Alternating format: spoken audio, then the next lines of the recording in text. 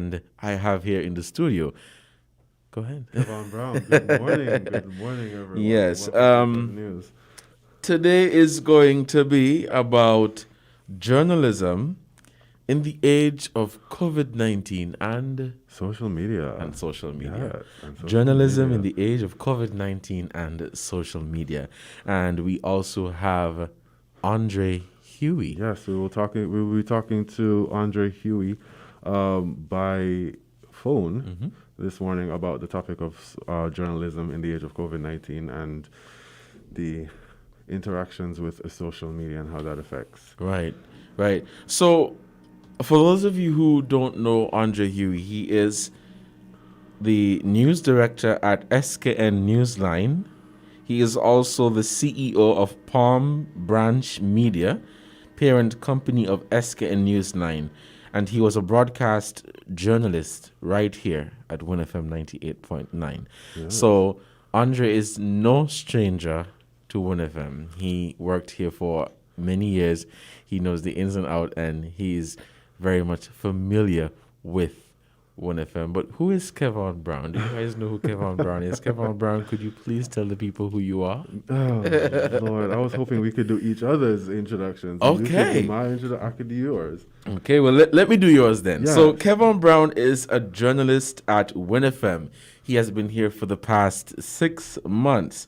He also does news for radio and website, and he hosts programs right here. He graduated from the University of the Virgin Islands with a communications degree with honors.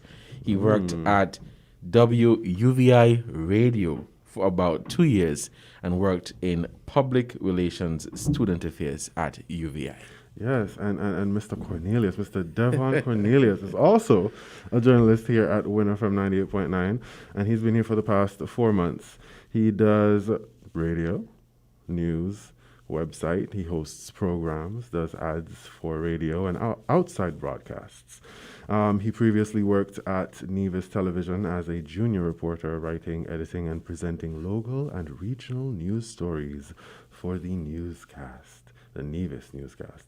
He was also a former junior minister of tourism for Nevis in 2017, from 2017 to 2018, and a youth parliamentarian with Skanaipa, and represented the Federation in Trinidad at a youth symposium on education and other related matters in 2018. Oh my, aren't you quite experienced, traveled, cultured?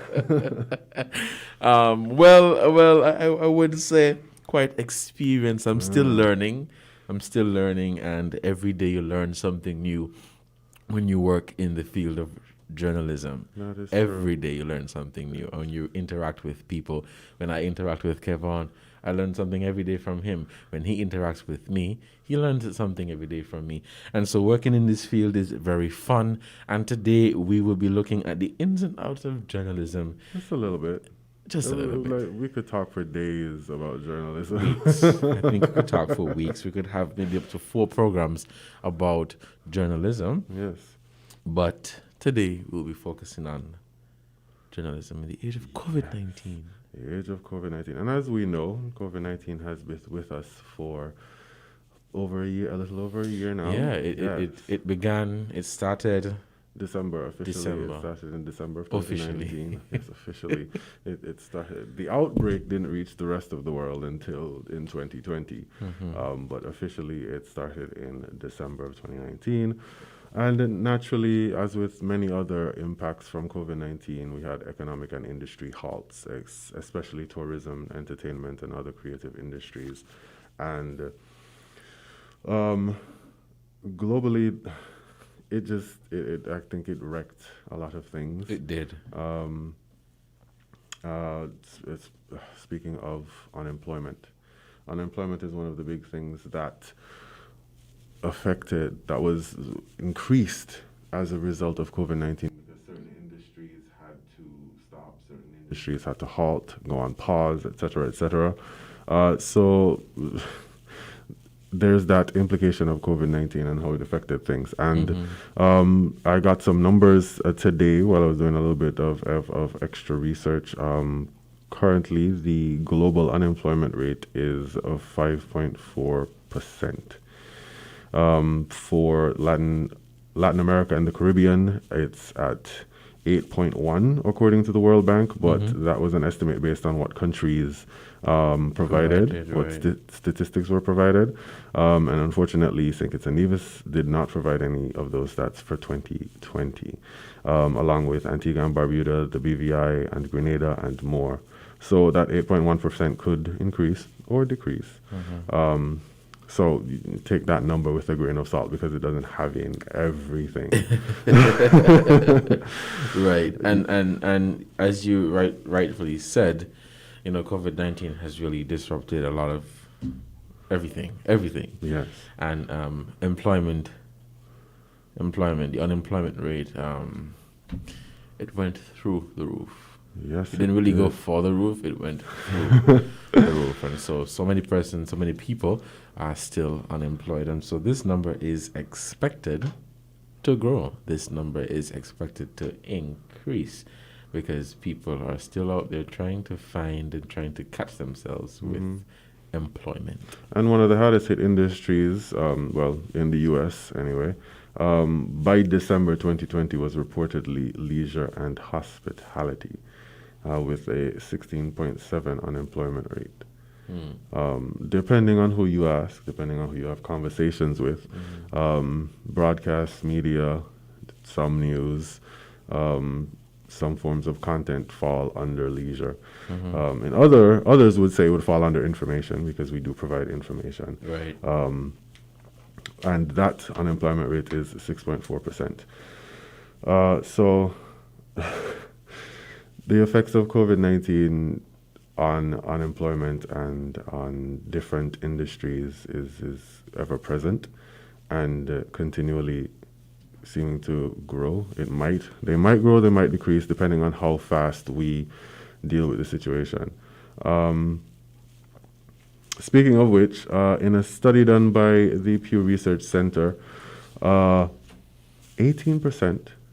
or 1 in 5 adults get their news from social media. 1 in 5 adults. I mean, I honestly, Kevin, I think the number is larger. That's only adults, though. We're not counting children. Of course.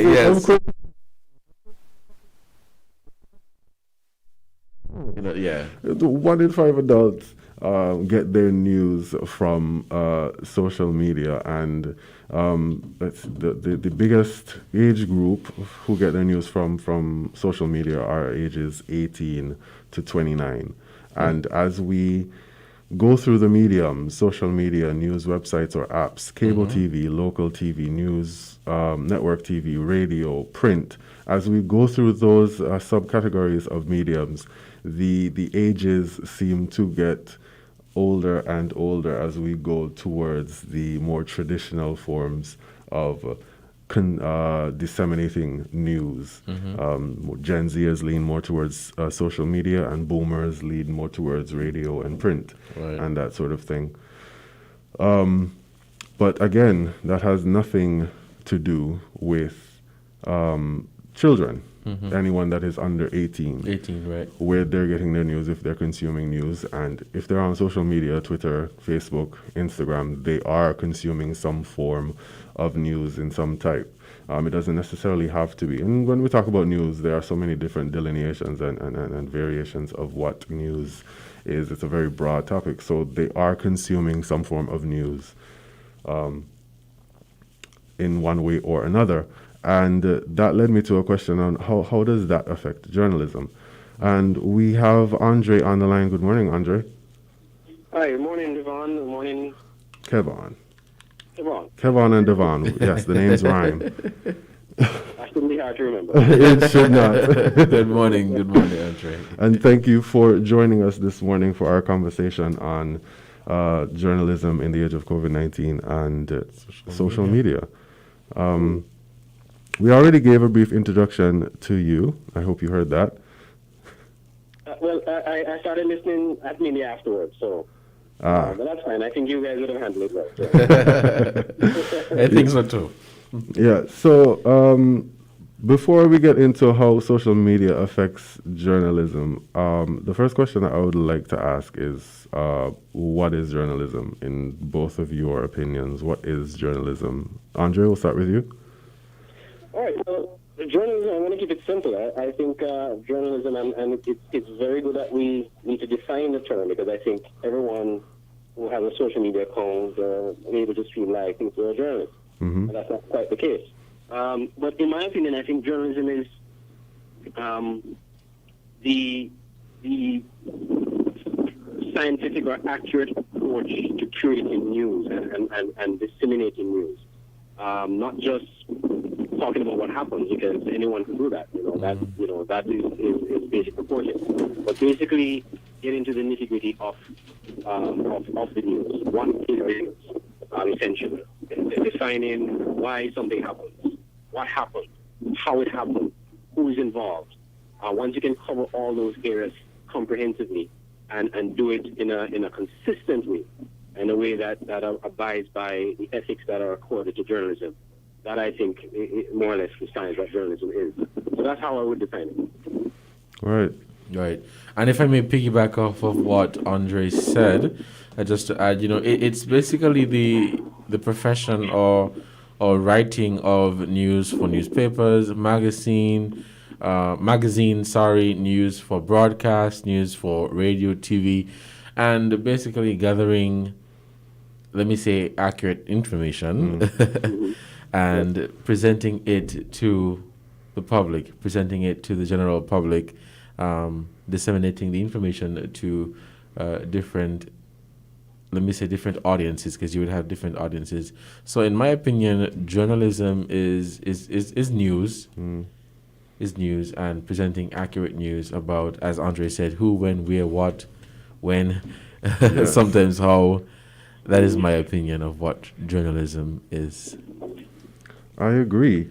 In simplest terms, I would say providing the who, what, when, where, why of a specific event for dissemination for the public. That's that's the simplest definition of journalism that I would go with. Right.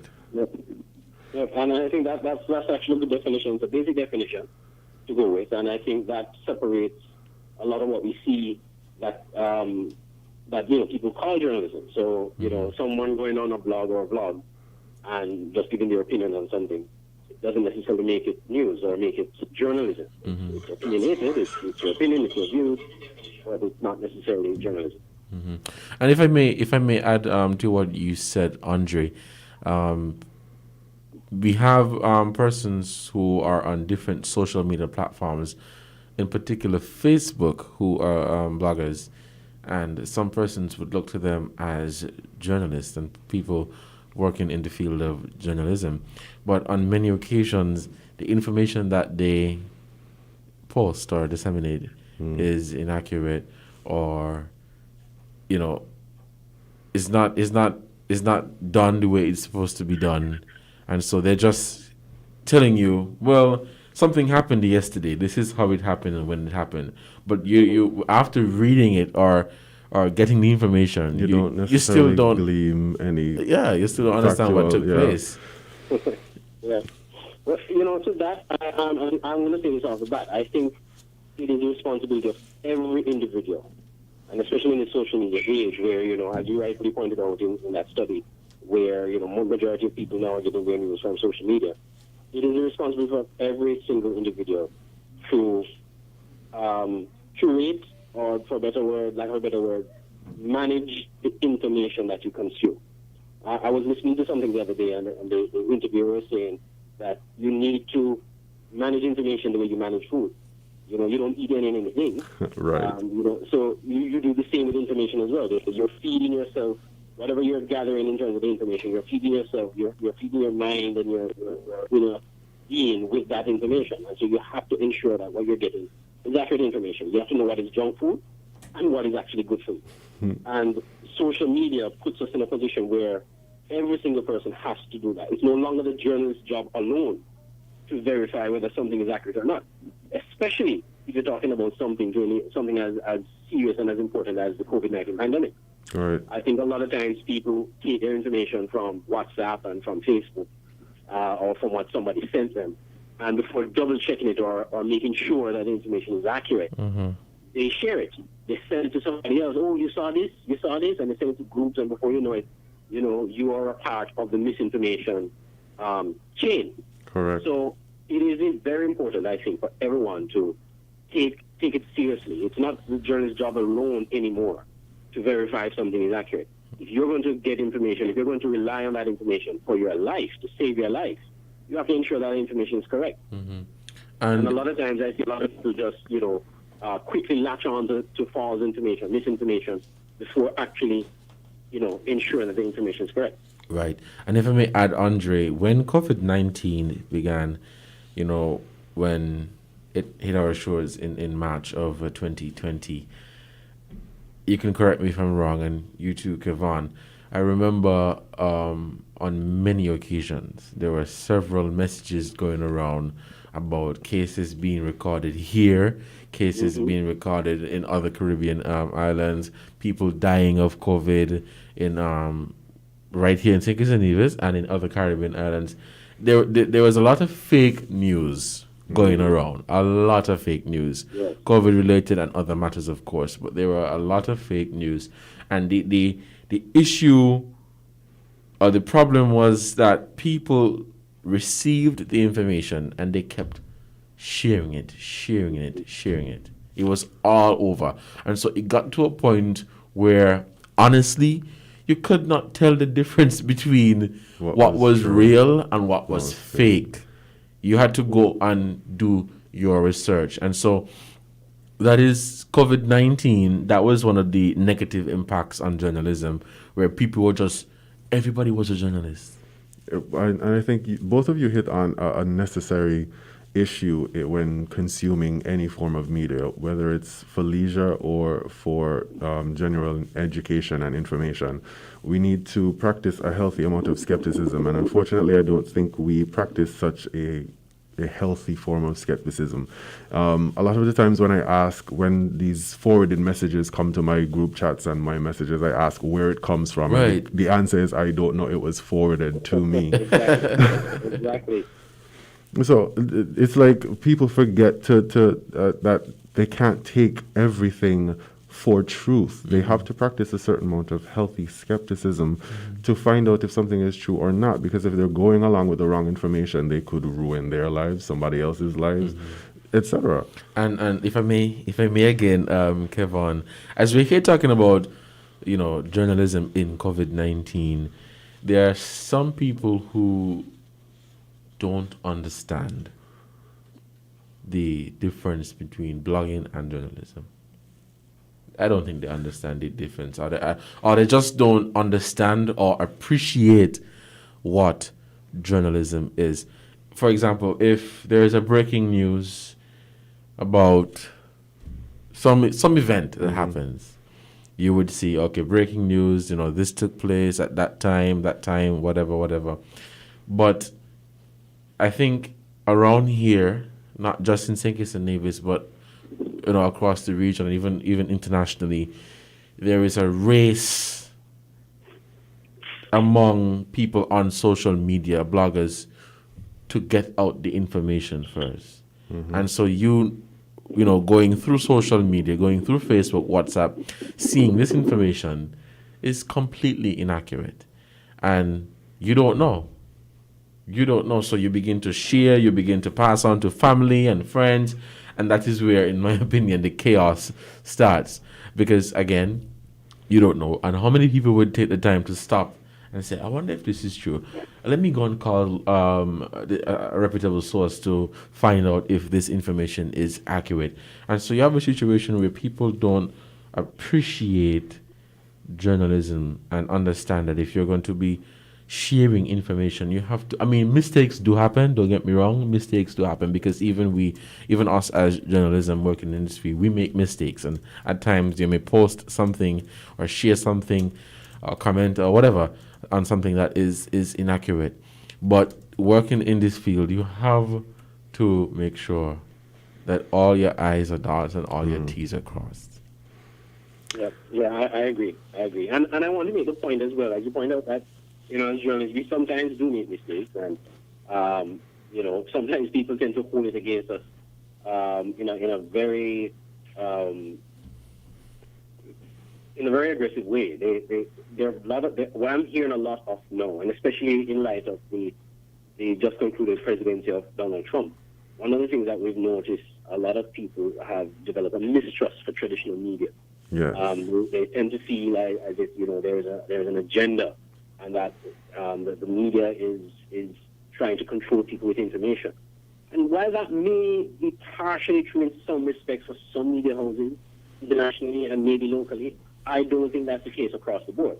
And I think when you try to discredit traditional media sources, you actually put yourself in a situation where you have very little options for accurate information. A case in point, you pointed out, for example, when people send you information, you ask them where they get it from, and they say they don't know.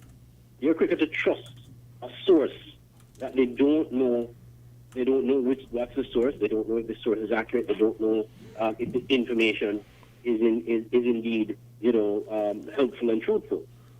But they're quicker to disassociate themselves, or quicker to distrust the traditional source, which has for years upon years and decades been the go-to source for information. So, social media, that's one of the effects, I think, that especially COVID and social media has brought on. COVID has sort of accentuated the role of social media in news gathering and how you consume news, to the point now that there are some people who get their news solely from social media. They don't listen to the radio. They don't watch TV. No. They don't go on the websites of the trusted news sources. They prefer to go on TikTok and Facebook and Instagram and get their news there. And it's amazing that that the role of traditional media houses is under threat, because people are now putting their trust in the news that they get from social media, even though they don't know the sources that the information is coming from.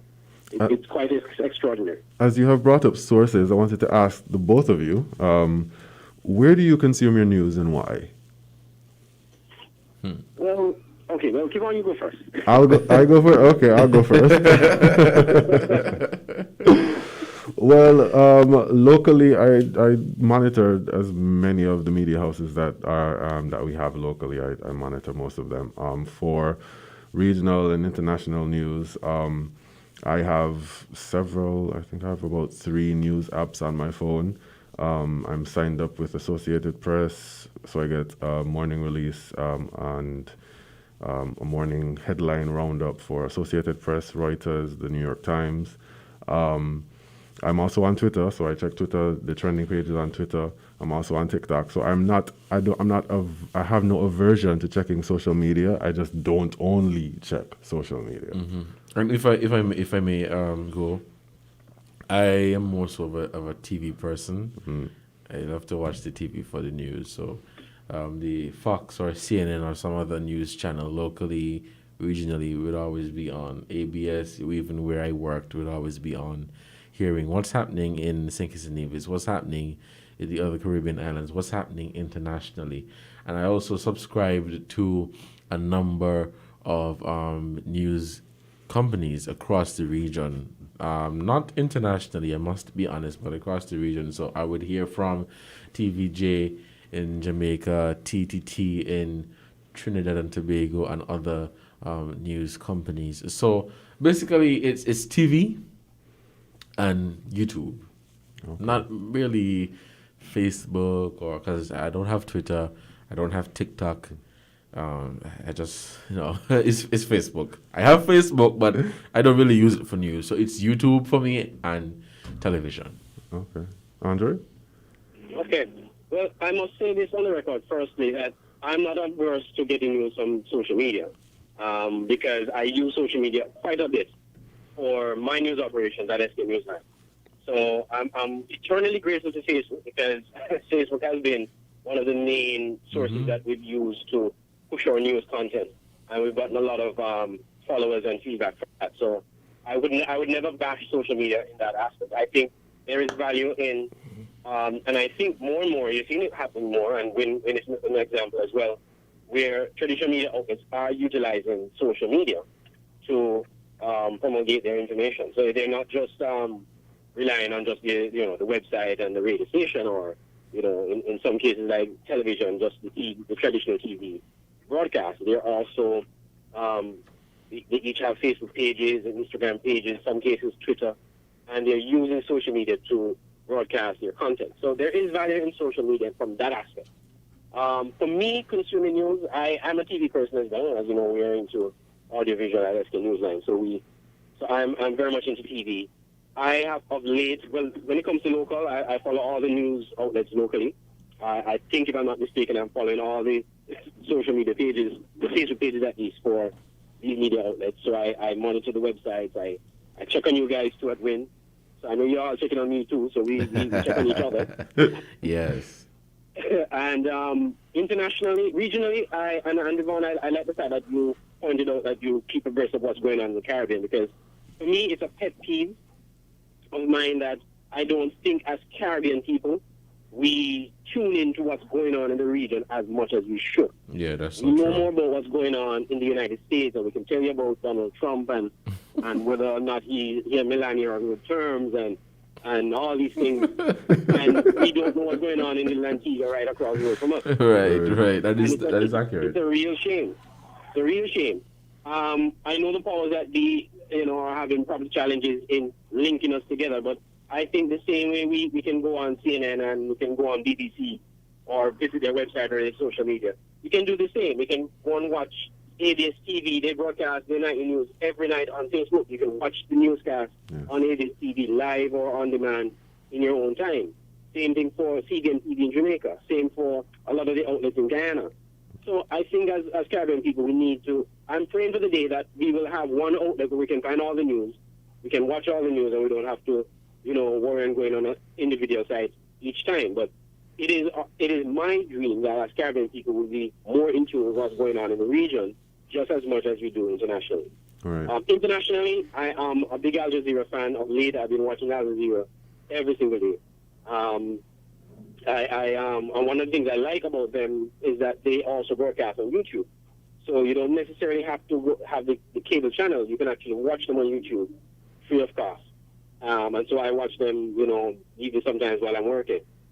Interestingly enough, there's a channel that I don't think a lot of people consume their news on, but I find it interesting. I actually watch Russia Today. Russia Today, I know it's a propaganda tool by the Russian government. It's funded by the Russian government. But it's interesting to get their feedback on how they do news and how they do some pretty good investigative stuff. Of course, they try to put the Russian government in a good light, which you would expect. But some of the content that they have, I find is quite useful as a journalist. And so I tune into them every now and then for news. Right. Nice. That is very. The Russia Today threw me a little bit. Just a little bit. Just a They do embellish their stuff, I must admit. I mean, when you watch their newscast, it's straight up propaganda, no doubt about it. And as a journalist, you think critically, so you watch it and okay, this can't be news, or this can't really be true. So I can pick the sense out of nonsense, basically.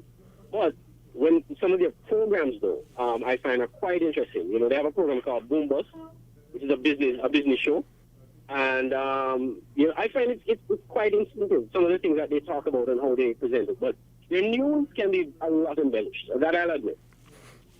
Well, I think you basically you're willing to watch Russia Today. It's the same reason why anybody who watches CNN or watches Fox, for instance, understands that CNN is more liberal and Fox is more conservative. But you go in understanding that, so that you have a healthy amount of skepticism. I think Brightweight is another one that is very conservative, and maybe what's the other, CBS or some other liberal type of media. But you go in with that skepticism, knowing that they're painting this government or this person or in a specific light because they have a relationship with them or they have a relationship with a competitor. And I think making that delineation and understanding that is beneficial.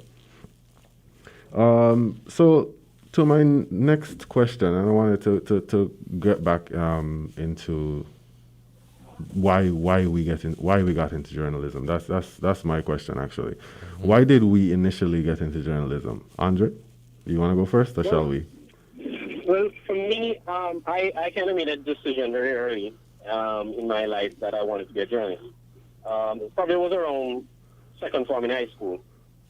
At the time, I was still trying to figure out what I wanted to do in life, and then I realized I kind of had the talent for writing and broadcasting, because I used to, one of the things I used to do in school in second form was to write news articles and read or get news articles and read them out aloud as if I was on the radio on. And my schoolmates were very impressed. They were like, man, you could be on the radio, you sound like you're on the radio, you sound like you're actually on the newscasters and stuff. So that kind of, inspired me to pursue the journalism path. And so, of course, after I left school, I eventually went into the field and got training on the job as well as, formally. And that just pushed me on the path of journalism. The thing about journalism that I like, about media in general, is you have the opportunity to tell stories, and to tell stories that can impact people's lives and can make their lives better and help them to make better decisions, etc. So that, I think, being in a position to tell someone's story, to tell a story to someone that will help them to make better decisions, I think that is one of the things that motivates me to even stay in the field. Because I could have left, I could have gone into communications or some other field, but I decided to stay because, as a journalist, you have great power. And it is our responsibility to use that power responsibly and to the benefit of the national good, as opposed to abuse it as some people do to their own selfish gain. All right. Devon, you have an answer? And let me say, growing up, I would always take up a random piece of item and start to read. Like I would take this Lysol bottle and I'd be like, disinfectant spray, Lysol kills 99.99% of germs. I would just take up random items and take up books and just start to read. And I think that's where it all started. Then when I was in fifth form, 17, there was a program called Youth in the News. And that is where it officially started. I went, I read. They were like, oh, okay. And I've been there ever since. I left for a short while, worked in tourism for a few months. The pandemic came. But news is a passion for me. Communications, media is a passion for me. And I like to talk. I like to be heard. I like to be seen. And sometimes I like to show myself. So let me be honest. I ain't gonna lie to you. So I like working in this field. It's fun. At times it's challenging, but it's a fun field to work in, and I enjoy it every step of the way. I am very much the opposite of both of you. Yeah? I am so the opposite of both of you. Devon wanted to be in the limelight. Andre knew he wanted to be in news since he was in second form. And no, I'm very much the opposite. Yeah, tell us. So when I was younger, I was an introvert. I'm still an introvert. Technically, I'm still an introvert. But who would have thought, huh? Wow. But I was a lot worse when I was younger. So I had no dreams of ever being in the spotlight. Mm-hmm. I had no dreams of being front and center. I had no dreams of necessarily having the world hear my actual physical voice. But when I was younger, I was always in love with stories. I loved consuming stories. I loved reading. I loved watching TV. I loved movies. And I consider myself an active watcher of movies. I don't know if this is an actual thing, but I differentiate between a passive consumer and an active consumer. An active consumer takes the content, asks why, who, all of the questions, and a passive consumer just it just goes into their brain and goes out another. So I considered myself an active consumer of every form of media that I could get my hand on. I could get my eyes to watch, read, music. So I always fell in love with how stories were told in various different ways, and I grew up knowing that I wanted to tell stories. Not necessarily that I wanted to be front and center, being the one telling the stories, but I wanted to help stories be told, whether it was through journalism or through broadcast or movies or music. I knew I wanted to tell stories. I knew I wanted to write. And of course, you get, when you initially say you want to be a writer, a lot of the times you get told writers don't make money and it's not a profitable profession, et cetera, et cetera. So a lot of those times your dreams get crushed. Right. So I dabbled with wanting to do law and I dabbled with wanting to do accounts, but it always came back to wanting to tell stories, which is why I went to school for communications, because it was broader to do communications than to just do English. It was broader to do communications because there was virtually every form of media disbursement that you could get into. You could be a producer, you could be a writer, you could be a journalist, you could be a radio host, a radio personality. The options seemed endless in that field, so that's why I went for communications. And I'm pretty much comfortable with anything in the realm of communications as long as it involves telling a story. Even if I have to be in the limelight now, which I kind of am. Okay.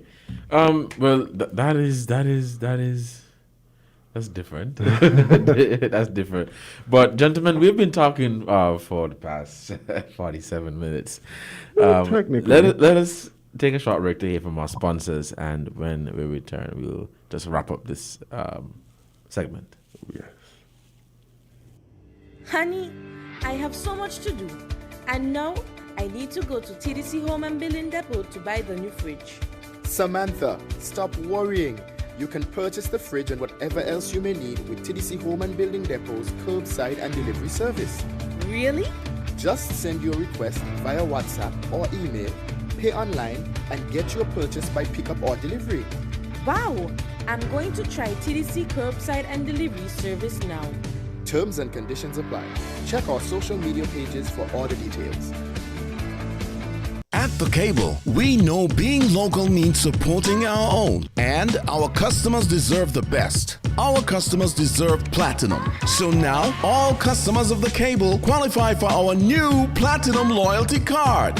An elite MasterCard experience that lets you support your own like never before. Instantly send money to any Platinum Loyalty member at home or around the world. Shop online or in person anywhere MasterCard is accepted. Save with no interest and 0 annual fees. And the best part? If you're a Cable customer, you are already pre-approved. Just visit the Cable building in Bastere or sign up online at www.thecable.net. Get your Platinum Loyalty Card today because you deserve platinum.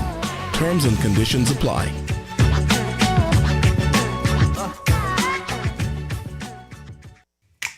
Maybe it's the way the brilliant gold liquid reflects our sunshine, or how the bright blue of its label mirrors the clear Caribbean skies overhead.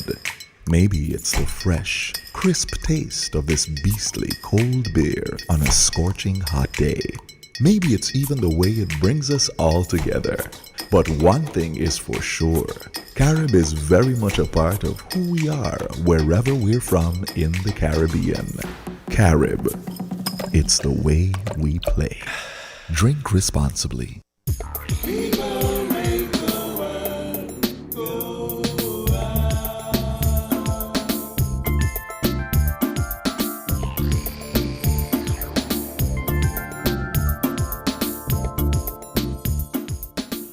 Welcome back. Welcome Yes. back to Inside the News, WINN FM 98.9. I'm Devon Cornelius.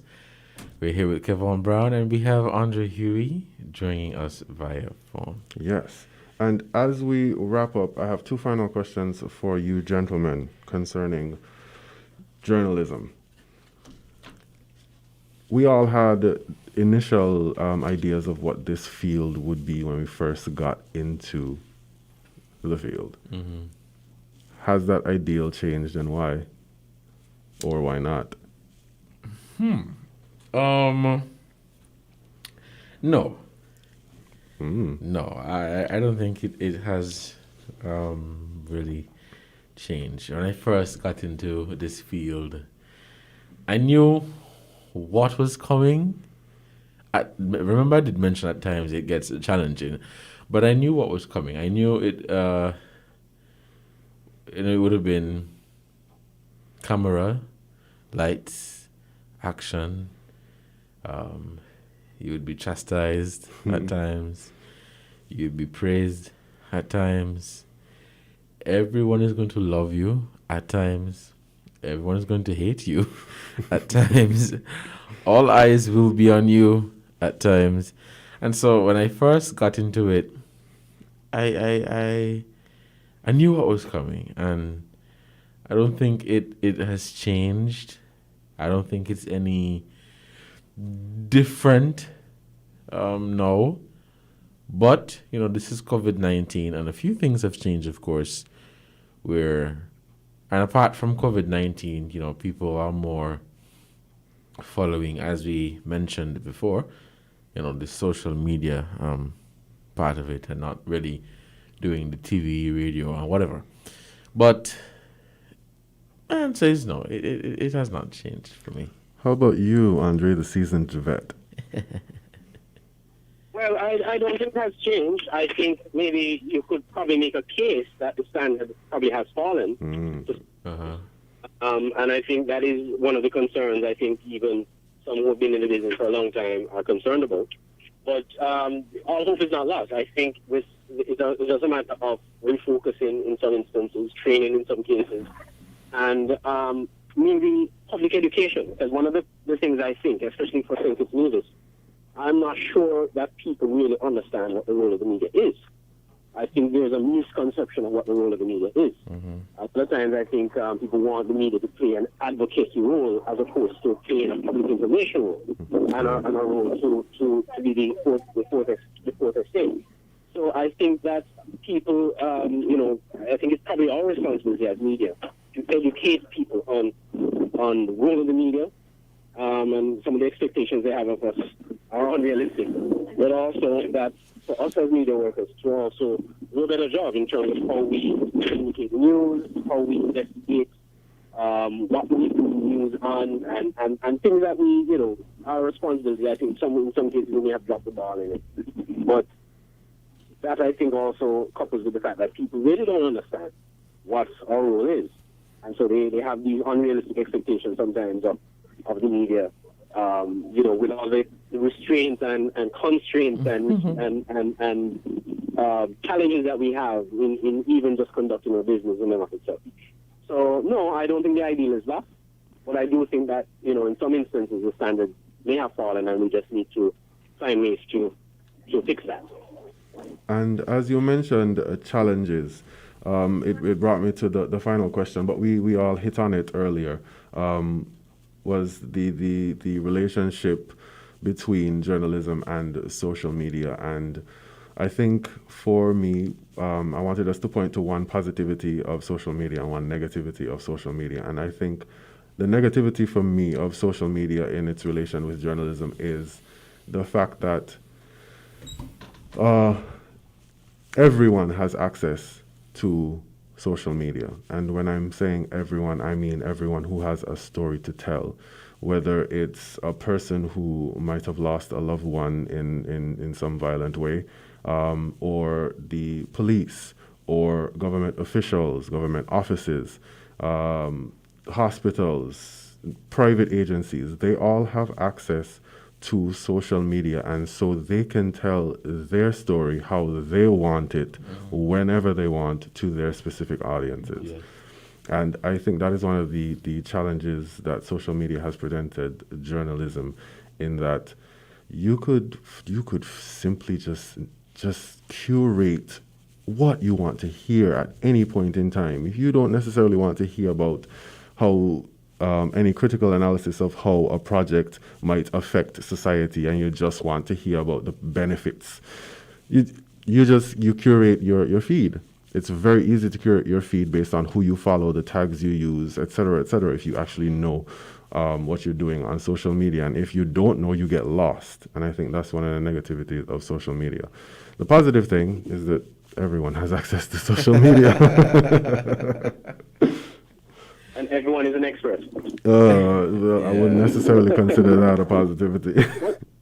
Well, let me add to that, though. I think one of the positive things, I mean, yes, we've outlined the negatives, and I think there are quite a few, and it still does pressure on us as media workers. But I also do believe that social media does present a glorious opportunity as well. Aside from the fact that we can utilize social media in broadcasting our content and reaching a whole new audience, I also believe that we can use social media to get story ideas. There are a lot of people put their stories out there, put their business out there, they put information out there, and we can, for lack of a better term, piggyback on that and put the news in perspective. For example, you could have somebody just on social media complaining and making some allegations and not checking to see if those allegations are true or false, probably putting themselves in trouble with the law. But then maybe what they're complaining about presents an opportunity for us as journalists to investigate a particular story or issue. I've got the stories that just came off from people complaining or posting stuff on the internet, maybe complaining about a bad road or a situation, and it gave us the impetus to say, hey, let's reach out to these people and see if we could actually delve into that story a little bit more. Because there's one thing that as journalists that we have is the ability to tell the story in a proper perspective and in an accurate and professional way, which maybe the layperson may not be able to do. So they may put the information out there, but hey, it's an opportunity for us to latch onto it and see how best we can tell that story and bring it to the fore and expound upon it in a more professional way. Right. Devon? I would say, looking at the whole field, of journalism, again, it's fun, and you really have to make the most of it. There will be challenges. You'll have good days, bad days, but you have to make the most of it, and you have to do what you have to do, and continue to provide information for the people. Just to piggyback off of what Andre said, I have done a few stories based on Facebook posts, comments. I think we all have. And one would say, that's not journalism. That's not journalism. I'm like, what is? So I'm asking them, what is journalism? That presents an opportunity for you to do some investigation and to shed light on an issue. To find the story. To find an actual story. To find the story. Something that is accurate, something true, and to educate the people.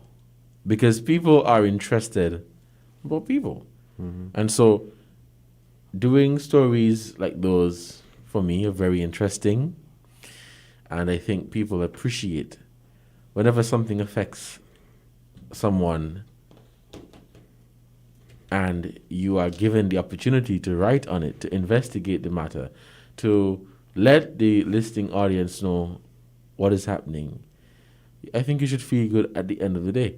As I would always say to you and Mr. Bacchus, I like to ask the questions that I hear people asking when I'm walking on 4th Street. I like to ask the questions that I hear people asking when I'm in Nevis and Charlestown. People ask these questions every day. The different stories that you hear every day in St Kitts and Nevis. It's mind-blowing. It's mind-blowing. But I think for me, it's my job to go out there and to make sense of it and to find a story from it.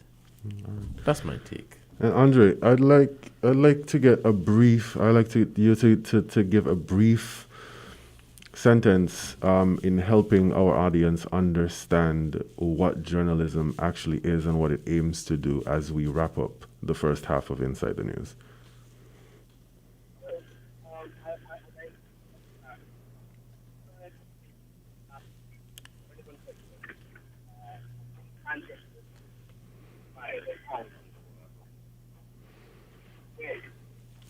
We're having some difficulty hearing you, Andre. Yes.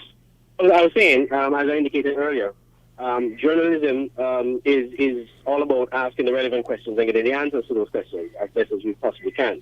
The how, the why, the where, the what, the when, and the who, and to do so in a consistent, in a way that people can understand. Because another thing too with journalism is that you don't want to present information in such a manner that people do not understand it. Mm-hmm. You want to know that when you put the information out, you know, the basic of knowledge that you may have, reading knowledge that you may have, or even if you're listening it from a broadcast perspective, you understand exactly what is being presented. You don't want a situation where at the end of the day, after you presented a story, someone is asking, what is that they just watched, or what is that they just listened to?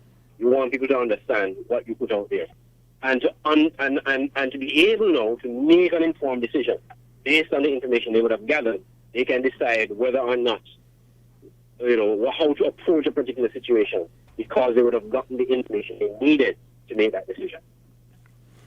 All right. And there you have it, ladies and gentlemen. Thank you, Andre, for joining us for the first half of Inside the News today. We greatly appreciate your insight in this conversation. Yes, my pleasure. Thank you for inviting me. You're welcome. And we will take a break to have the headline news, and we will be back for the latter half of Inside the News. Stay tuned. You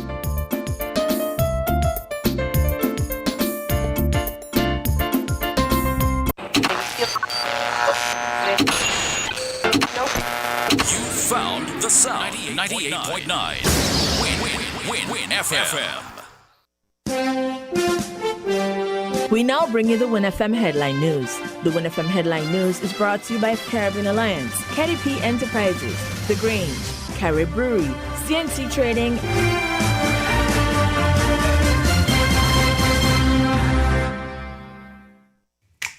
Maybe it's the way the brilliant gold liquid reflects our sunshine, or how the bright blue of its label mirrors the clear Caribbean skies overhead. Maybe it's the fresh, crisp taste of this beastly cold beer on a scorching hot day. Maybe it's even the way it brings us all together. But one thing is for sure, Carib is very much a part of who we are wherever we're from in the Caribbean.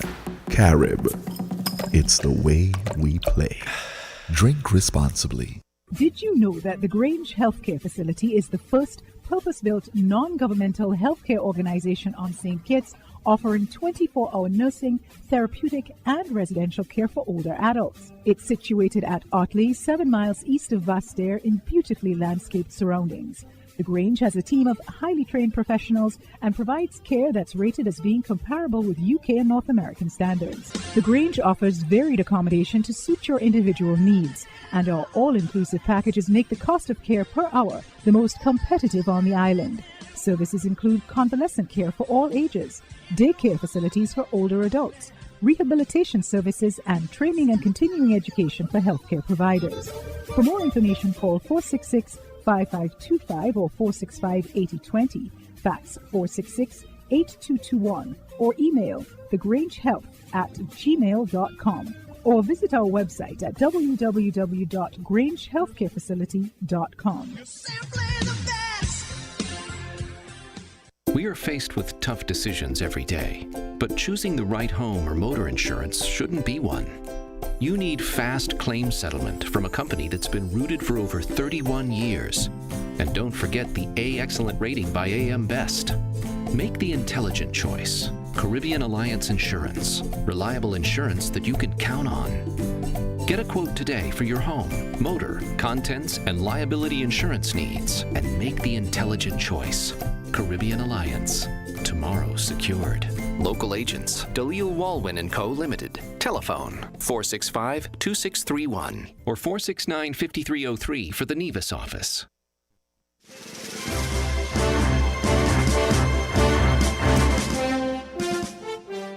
The apparent pivot of U.S. President Joe Biden to a more inclusive America is evident in several executive orders signed and the announcement that the U.S. would rejoin the World Health Organization and participate in the COVAX facility. WINN asked the Public Affairs Officer of the Bridgetown-based U.S. Embassy for Barbados and the Eastern Caribbean, Mr. Larry Socha, to comment on what the Joe Biden presidency could mean for U.S.-Caribbean relations. Well, I think there are a lot of issues that we're going to be cooperating on over the next 4 years.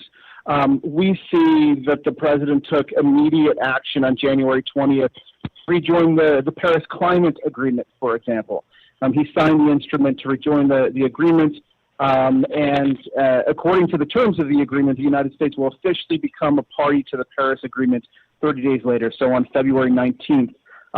We will again have this opportunity to participate in this framework for global action to avoid potentially catastrophic planetary warming and building resilience of the United States and of our Caribbean partners to climate impacts that we're already experiencing. So I think you see, too, with his appointment in his own cabinet of former Secretary Kerry as the lead on climate issues, and the fact that that position is a member of the cabinet, climate change and rejoining the Paris Agreement here are at the top of President Biden's list of things to do. I also think that you see with the United States retracting its notification of its intent to withdraw from the World Health Organization. Here, the United States intends to remain a full and active member of the WHO, and that will continue to be a global leader when it comes to fighting COVID-19 in this global pandemic. So I think in the near term, COVID-19 and climate change, those are both issues that matter to the Caribbean and that the Biden administration will take action on. The attack on the U.S. Capitol by supporters of President Donald Trump, who felt cheated by the results of the elections, did not stop the swearing in of President Biden, and Mr. Socha points to that reality as proof that the institutions were resilient.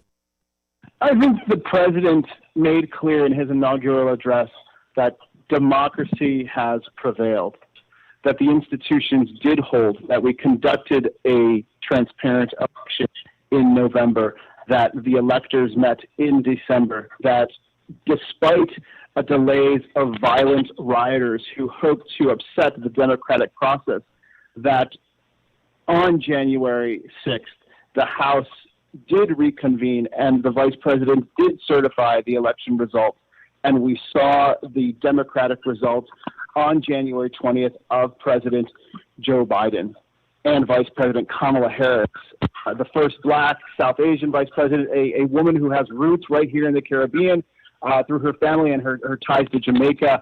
It is an exciting time for the United States, but it is a time where we face challenges, whether they're health challenges or climate challenges.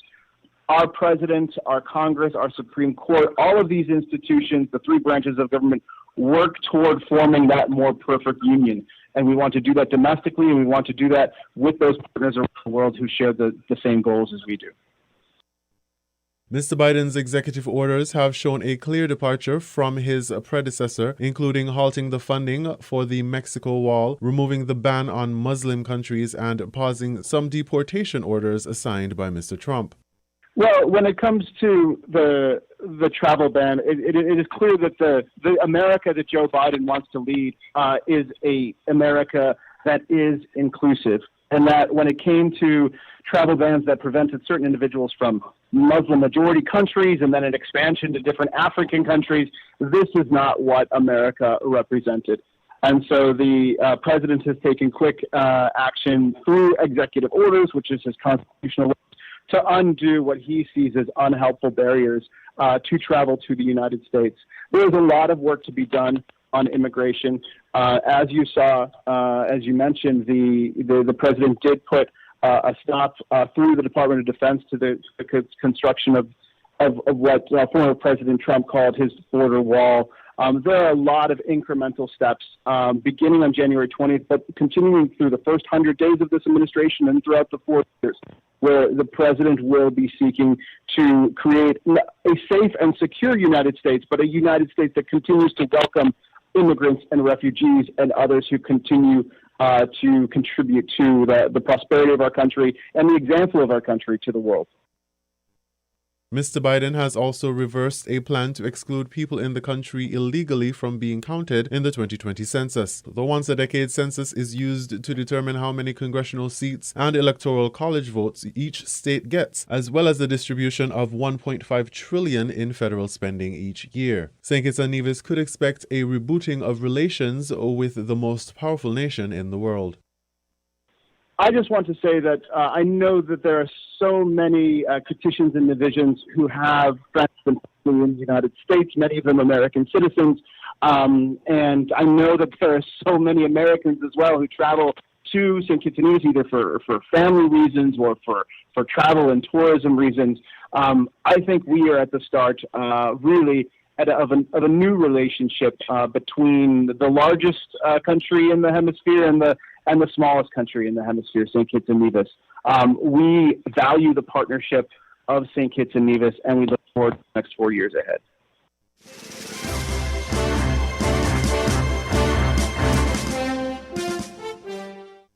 The World Health Organization has pressed for a COVAX facility to meet what it described as the most pressing challenge of our time, developing a COVID-19 vaccine that is available to both rich and poor. WHO has stated, as well as reducing the tragic loss of life and helping to get the pandemic under control, the introduction of a vaccine will present the loss of US $375 billion to the global economy every month. Global equitable access to a vaccine, particularly protecting healthcare workers and the most at risk, is the only way to mitigate the public health and economic impact of the pandemic. Director General Tedros Adhanom Ghebreyesus is understandably upbeat with President Biden's decision to rejoin the UN agency. We welcome President Biden's commitment not just to remaining part of the WHO family, but working constructively with WHO, its member states, and the multilateral system to end the pandemic and address the many health challenges we face globally. In that sense, we welcome the Biden administration's commitment to protect women's and girls' sexual and reproductive health and reproductive rights around the world. It comes at a critical juncture as the world prepares for the 25th anniversary of the landmark Beijing Declaration on Women's Rights that helped shape gender equality and women's movements globally. We also welcome the United States' commitment to rejoin the Paris Agreement on climate change, which will have major benefits for the health of our planet and for human health. We look forward to working with the United States and all member states as we prepare for a successful COP26 climate conference later this year. And we welcome the United States' commitment to support the Access to COVID-19 Tools Accelerator and to join COVAX. Last October, it was announced that funding from the European Union, the Pan American Health Organization, in partnership with the Caribbean Public Health Agency, have reportedly secured down payments to purchase over 1 million doses of COVID vaccines for the Caribbean member states. At Friday's January 22nd press briefing, it was announced that the COVAX has signed agreements with some vaccine producers. Vaccines are giving us all hope of ending the pandemic and getting the global economy on the road to recovery. But we can only end the pandemic anywhere if we end it everywhere. And to do that, we need every member state, every partner, and every vaccine producer on board. That's why today I'm glad to announce that COVAX has signed an agreement with Pfizer-BioNTech for up to 40 million doses of its vaccine.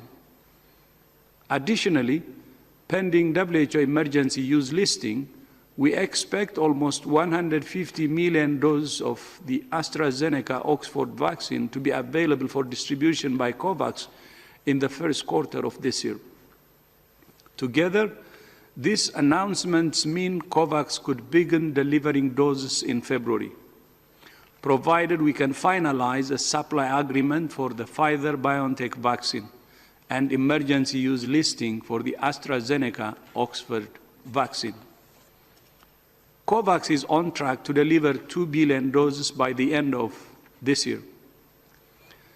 This agreement also opens the door for countries who are willing to share doses of the Pfizer-BioNTech vaccine to donate them to COVAX and support rapid rollout.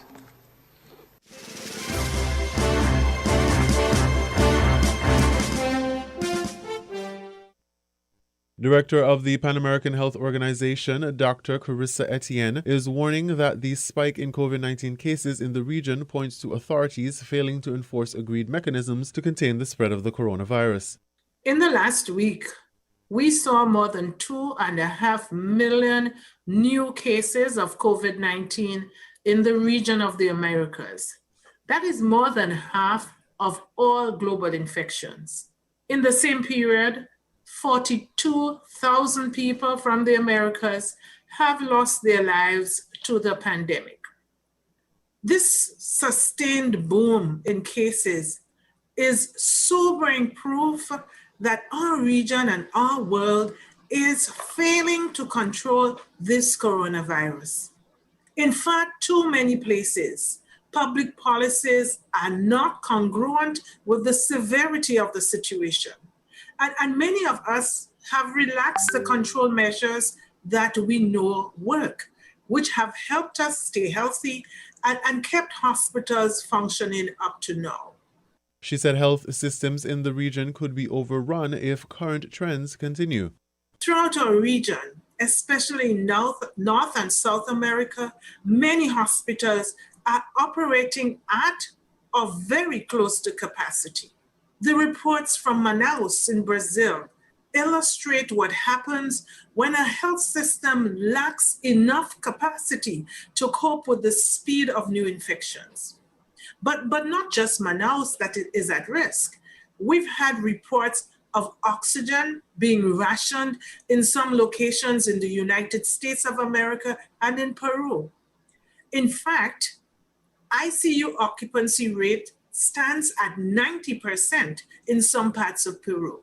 Several locations in Brazil and in Ecuador are operating close to their limit. In Mexico City, the majority of beds are occupied by COVID-19 patients. And hospital capacity continues to be challenged in countries of the Southern Cone like Chile, Argentina, and Uruguay. In the Caribbean, the first week of 2021 saw the highest number of cases reported since the beginning of the pandemic. Barbados had a 61% increase in new cases over the past 2 weeks, mostly among the local population. And as cases rise, so does the demand for testing, severely stressing laboratory capacity. The COVID-19 Vaccine Global Access Facility has agreements to deploy 2 billion doses this year to all participating countries at the same time, Dr. Etienne said. At least 7 countries in the region have started vaccinating citizens through bilateral agreements. Others are getting ready to roll out vaccines when they become available. Countries have only a few weeks to prepare for the vaccine's arrival. Having a comprehensive safe plan in place will greatly facilitate the successful vaccine rollout in any country. All member states participating in the COVAX facility are developing a national vaccine deployment plan that is adapted to their context and their population. These plans cover every step in a vaccine's journey and every stakeholder critical to its success. From the regulatory agencies that issue approvals and monitor safety data over time, to the logistics systems that coordinate delivery of doses and monitor the state of cold chain systems, to the recruiting and training of staff so health personnel throughout the country know how to deliver these vaccines, to the public campaigns to ensure that populations know where and when and why to receive their doses.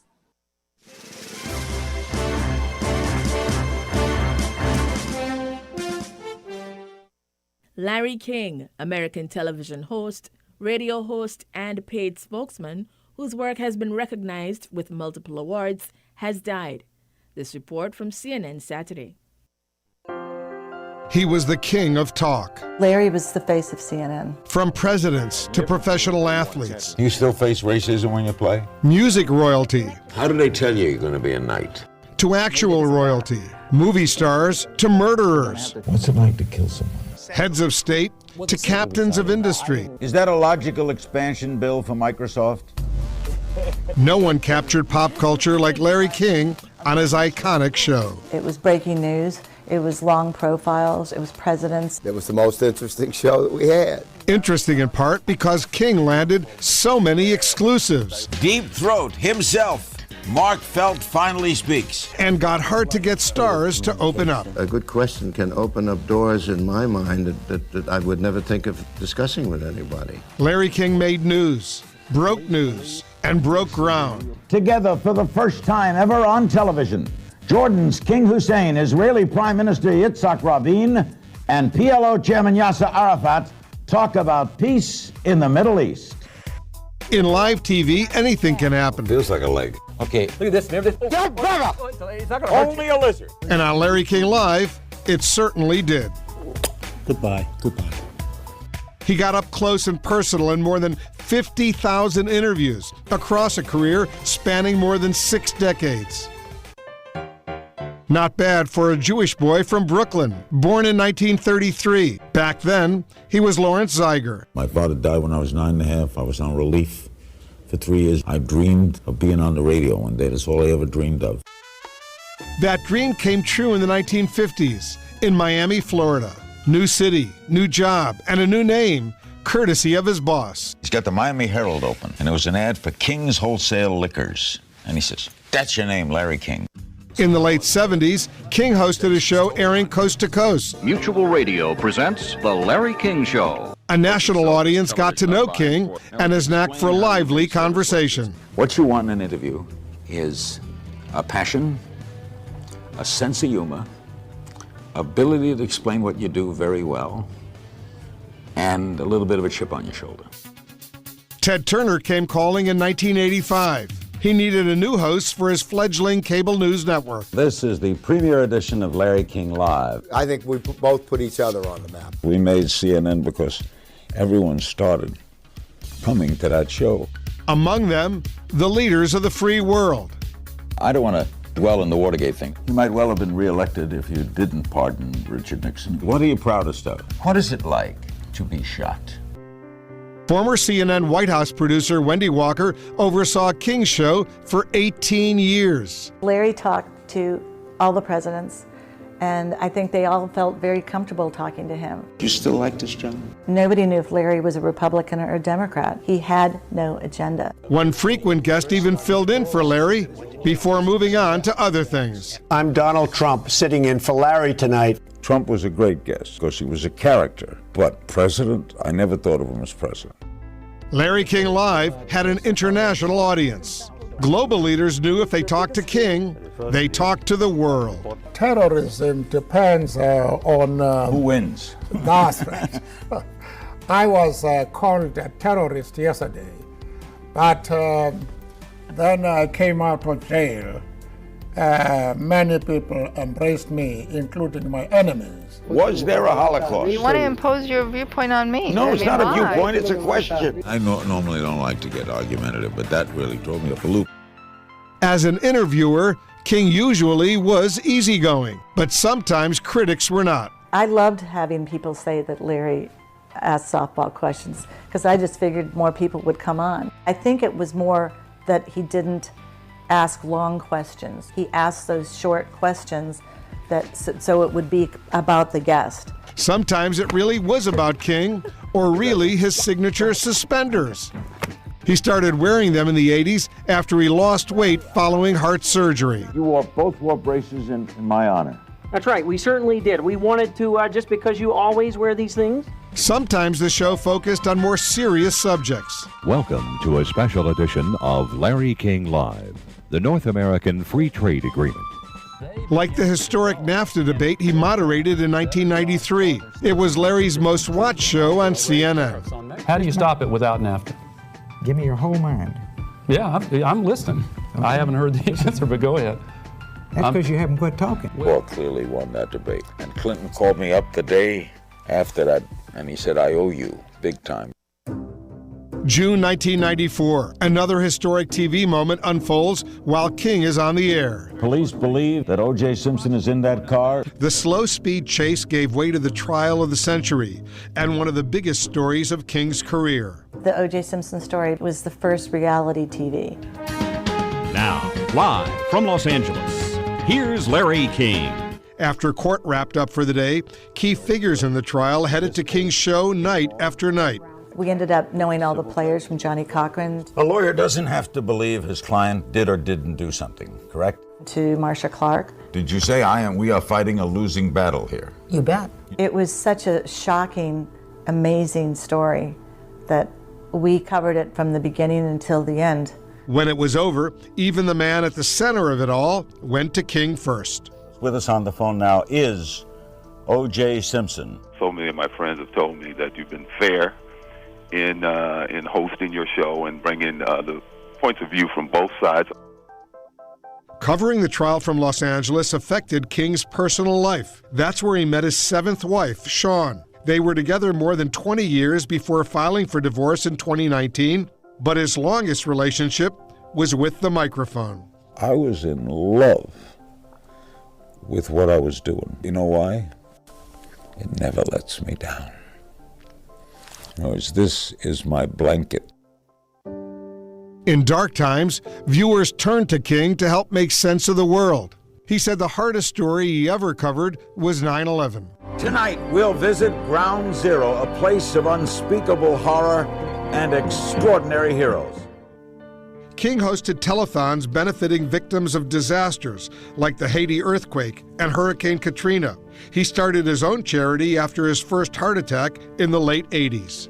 The longtime smoker also had diabetes, successfully fought prostate and lung cancer, and underwent quintuple bypass surgery. In the spring of 2019, King checked back into the hospital for chest pain, one of many hospital stays for reported cardiac and circulation issues. In the summer of 2020, he mourned the loss of two children, his son Andy to a heart attack, and his daughter Kaya to lung cancer. After a quarter century at CNN, King decided to hang up his cable news suspenders. Welcome to the last Larry King Live. It's hard to say that. I knew this day was coming. It was 2010, and by then, King had set the Guinness World Record for longest running show with the same host on the same network in the same time slot. It was a wonderful ride. Best years of my life. He was done with CNN, but he wasn't finished. Welcome to Larry King Now. In 2012, King returned to the interview chair on the digital streaming network Aura TV. I haven't changed.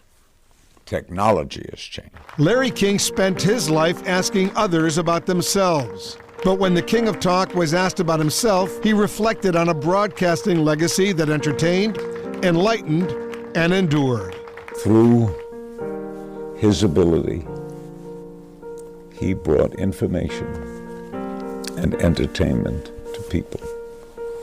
In times of stress, he helped them overcome it. Times of joy, he helped them enjoy it. Loved every minute of it.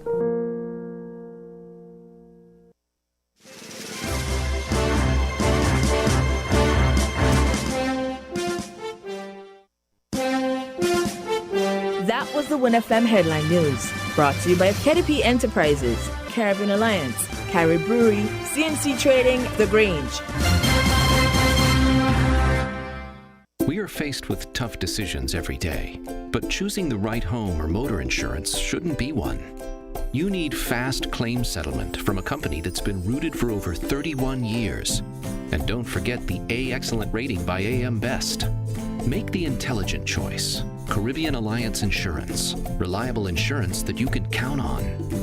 Get a quote today for your home, motor, contents, and liability insurance needs, and make the intelligent choice. Caribbean Alliance. Tomorrow secured.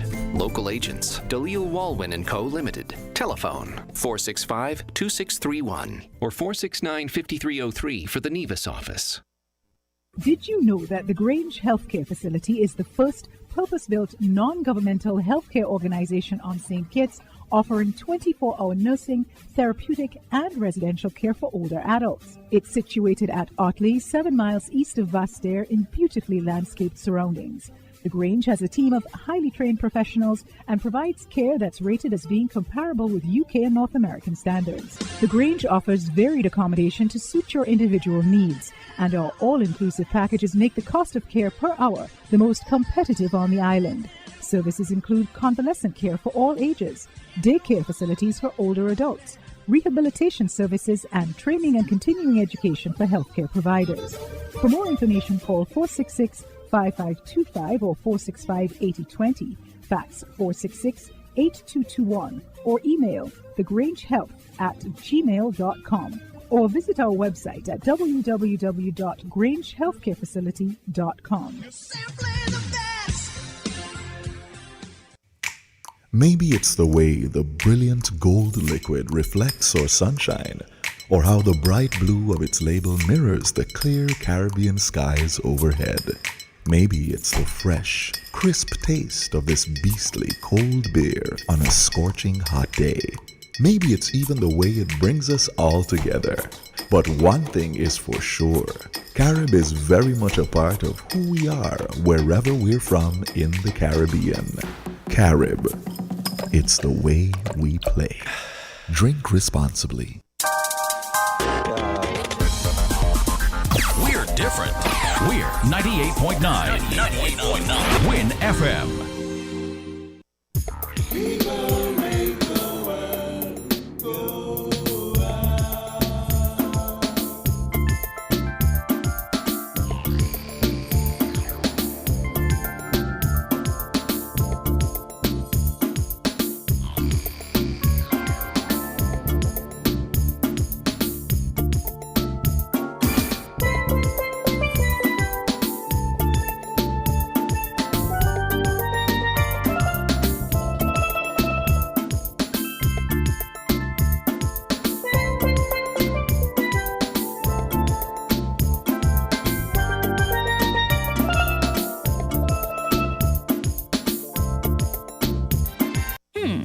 Gift for Dad's birthday? Click. Ooh, Janice's retirement party? Click. Outfit for my girl's wedding? Click. With TDC Airbox, you click, we ship. Register for your free U.S. mailbox today and shop all your favorite stores online. Enjoy the convenience. Free consolidation up to £10. Competitive rates. Free package tracking account with live notifications. Free delivery and, of course, excellent customer service. Visit our website at tdcairbox.com and register today. For more information, visit our offices at the C.A. Paul Industrial Site in St. Kitts and Penny's Industrial Site in Nevis. Follow us on social media at TDC Airbox. TDC Airbox. You click, we ship. Terms and conditions apply. At The Cable, we know being local means supporting our own, and our customers deserve the best. Our customers deserve platinum. So now, all customers of The Cable qualify for our new Platinum Loyalty Card. An elite MasterCard experience that lets you support your own like never before. Instantly send money to any Platinum Loyalty member at home or around the world. Shop online or in person anywhere MasterCard is accepted. Save with no interest and 0 annual fees. And the best part? If you're a Cable customer, you are already pre-approved. Just visit the Cable building in Basse-Terre or sign up online at www.thecable.net. Get your Platinum Loyalty Card today because you deserve platinum. Terms and conditions apply.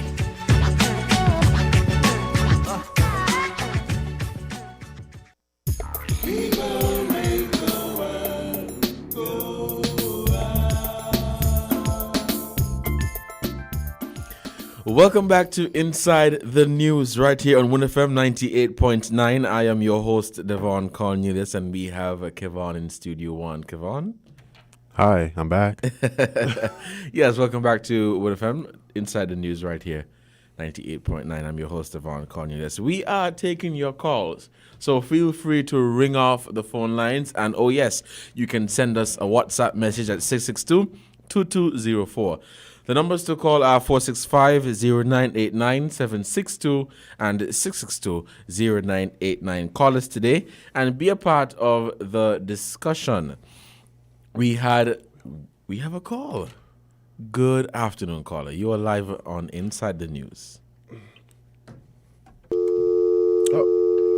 Unfortunately, we lost that caller. Call, you can call right on back. Yes, call us back.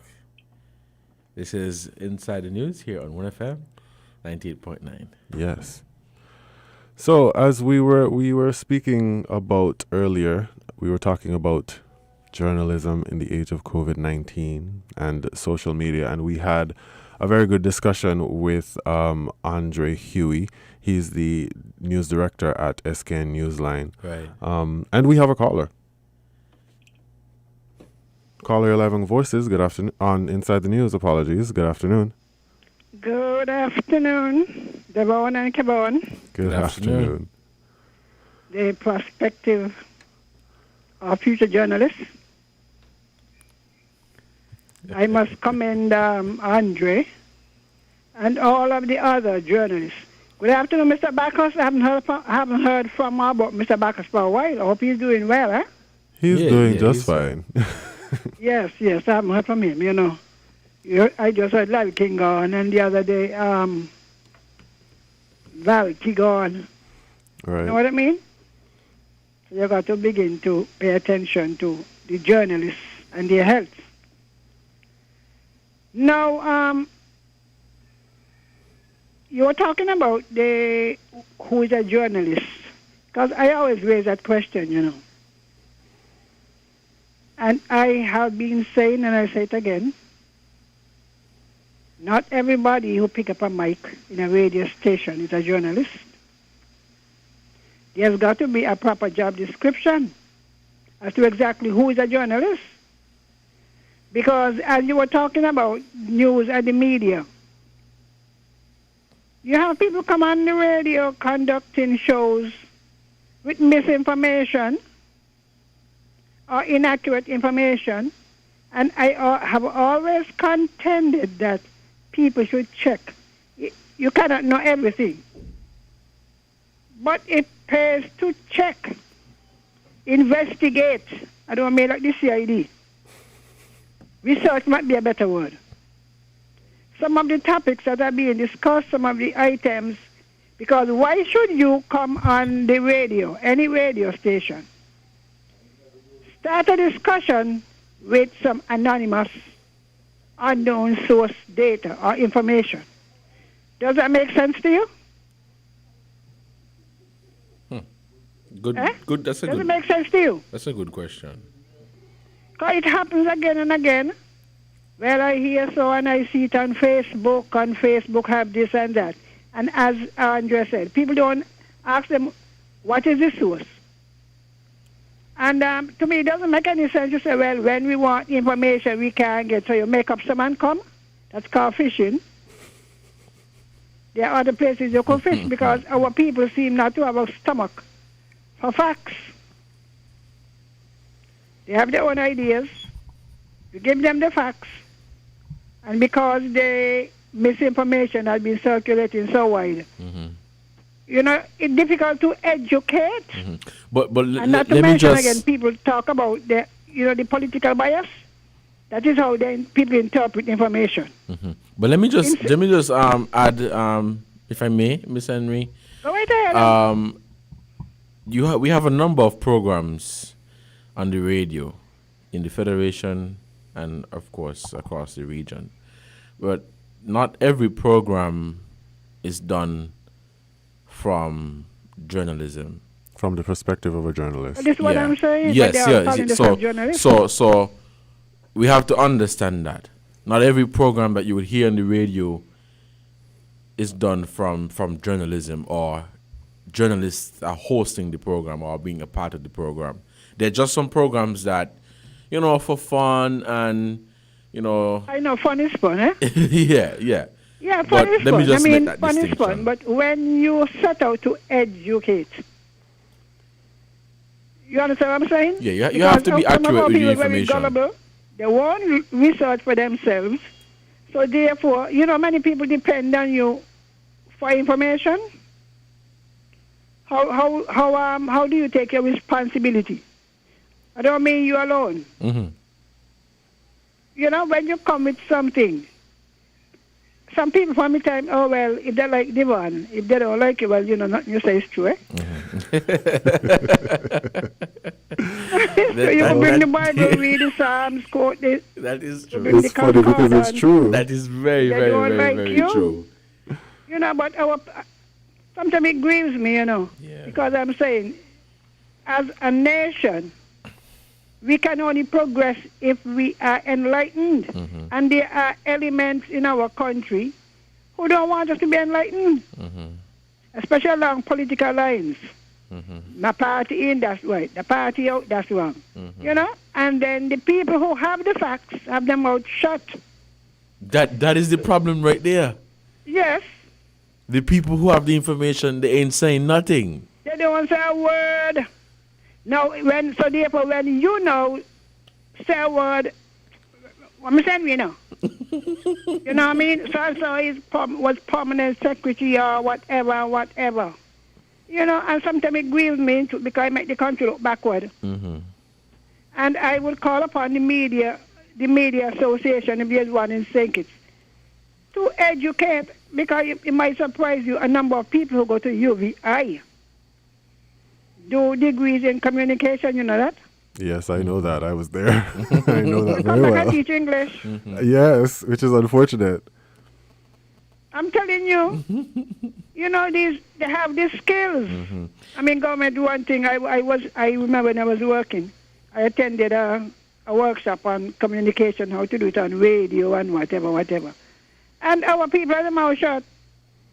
You know, so they make us look ignorant. You go to other countries, like talk about Barbados, don't talk about Jamaica. As bad as people say Jamaica is. You have so many avenues, you know what I mean? So I am calling upon the Media Association of St. Kitts, if there is one, I know there's a Caribbean one, to train our people. There are many people who are aspiring. Some of them mean well, you know. But when you don't know, you don't know.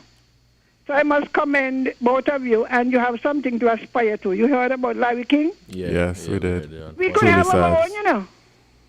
He is not different to you. He is not different to you. You have got to see yourself so. And don't see yourself as the smallness of the country, because believe me, once you think small, you act small. All right then. Thank you. Thank you. Thank you so much for your input. And I think it's a very fruitful discussion that we're about to have here. And so we entertain your calls. And yes, you can send us a WhatsApp. You can send us a WhatsApp, 662-2204. Kevin, you have any comments? Well, I wanted to bring a topic, another subtopic, I guess, that I had earlier today. There is this documentary on Netflix. It's called the Social Dilemma. It's a documentary that came out in September 2020, and it's basically experts in the fields of technology, social networks, and journalism. They basically deconstructed the effects social media have on the public. It's done in a very melodramatic type of way, a very, very melodramatic type of way. But I think some of the things that were discussed was rather interesting. And I wanted to bring it up for us to listen to. There were some interesting things that were said during it. But before that, we have some callers, and we'll take those calls. Caller, you're live on Inside the News. Good afternoon. Yes, Trevor, and you are the partner. Yes. Good afternoon. Good afternoon. Trevor, I heard you on the Prime Minister's press conference.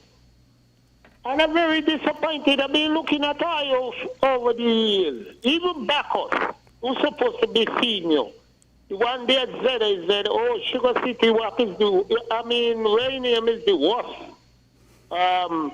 Junior Station. You all, as Miss Henry say, you all must be reliable and ask sensible questions. I know got these Prime Minister getting away with murders, Afraid to ask the questions them. Only Vanity used to handle these people. Until one time the vagabond one where they had gone there, gone jiffing there.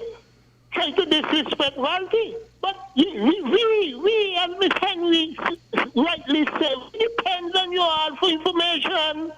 I'm very surprised tomorrow when I go to these press conferences, especially with the Prime Minister, I'm forced to ask the question. Now, I never see something like that yet done by the Prime Minister, this last one. Bring round the asking question twice, and you all drop the ball. Man, afraid to ask a second question. You all must be reliable, man. And especially you all as young journalists. I come round town if I know what to ask. Come down the circus and me can tell I what to ask. Don't fret. The country depends on I to get truth, especially as Miss Henry said, these people feel they could come and misinform us with lies.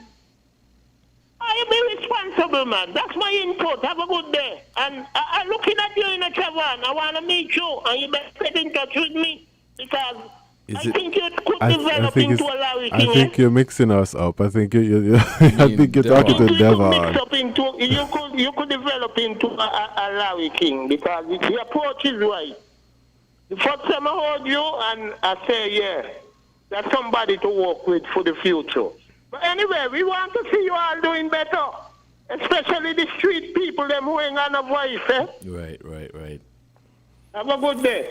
Thank you, caller, so much for your feedback, and we're gonna take that feedback and put it to good use. Thank you so much. We are still welcoming your calls 466-0989, 762-0989, 662-0989. We have another caller. Good afternoon, caller. You are live on Inside the News. Good day. I didn't quite get what was being explained as the role of a journalist and the role of media. First of all, are they one and the same to basically get at the truth and inform the public? And why would a journalist run away from shaping opinion and editorializing once it's based on the truth and high values? If media workers just see themselves as mere regurgitators of the good and the bad and the ugly in society, then how can they effect change? Change for the better, that is. Okay? What about their role as the fourth estate? Isn't that an unofficial role of journalism and journalists, whether they want it or not? For who else will hold the powerful accountable? One of the things that I've watched happening with our country is the concentration and the monopolizing of media by the sitting government. Right? Just look at all the shows and so on that they have, which promulgate the government side of things. It is bad for democracy when we have unanimity in the media. Okay? We can't just have one narrative being promulgated. Okay? Just like there are antitrust laws to prevent the concentration of economic power in the hands of a few big companies. And just like there are checks and balances to prevent the misuse and abuse of power by various arms of government, we need journalists to provide checks and balances on all of them, right? Any concentration of power in any one segment of society is detrimental. So we should be concerned when the big tech companies like Google and Facebook are muzzling Trump, just as much as we are concerned when Amazon, for instance, eat up all its competitors in the retail industry. Right? The media should speak out against any attempt by anyone okay, to put our citizens in a box or a straight jacket insofar as thought is concerned, right? And unfortunately, there's no media group or organization out there who is willing to stand up to the challenge of changing the media environment in our country. For as we know, there are dire consequences when you do that, and that is part of the problem. Okay? Yeah. Everybody knows that anytime there is an alternative view being presented, or there is an attempt to be fair and balanced in the media, the media personnel are branded and ostracized by the powers that be. It's clear. Right? And how can one resist that? That is the question. Because, like I said, it's not good for any democratic country to have concentration of power, and media has a lot of power. Journalists have a lot of power. That is why there is an attempt by people who has a tendency to be dictatorial. That is why one of the first victims, the first part of society that they go after is the media. Mm-hmm. Okay, because they know the power of media. They know the power of media to be able to change opinion, to inform people, because people can only act on what they are informed of, you know. If they get bad information, they'll act on that bad information and would probably make bad decisions, right? And that is exactly where the media comes in, to get at the truth, okay? Never stop trying to get at the truth. It's not the role of the media to be trotting out press releases from government and just regurgitating what government information people put out there. Okay, they have their role. Yes, that is what they do. They put out the government side, but we know what happens, especially in our situation, where there is no transparency and openness in government, where people would give you all sorts of reasons why there should not be openness and transparency, and say, well, we elect them. We didn't elect them to do what they like for 5 years. That's not how democracy works. Okay? And so you don't just sit down and shut up for 5 years and take whatever is dished out. No.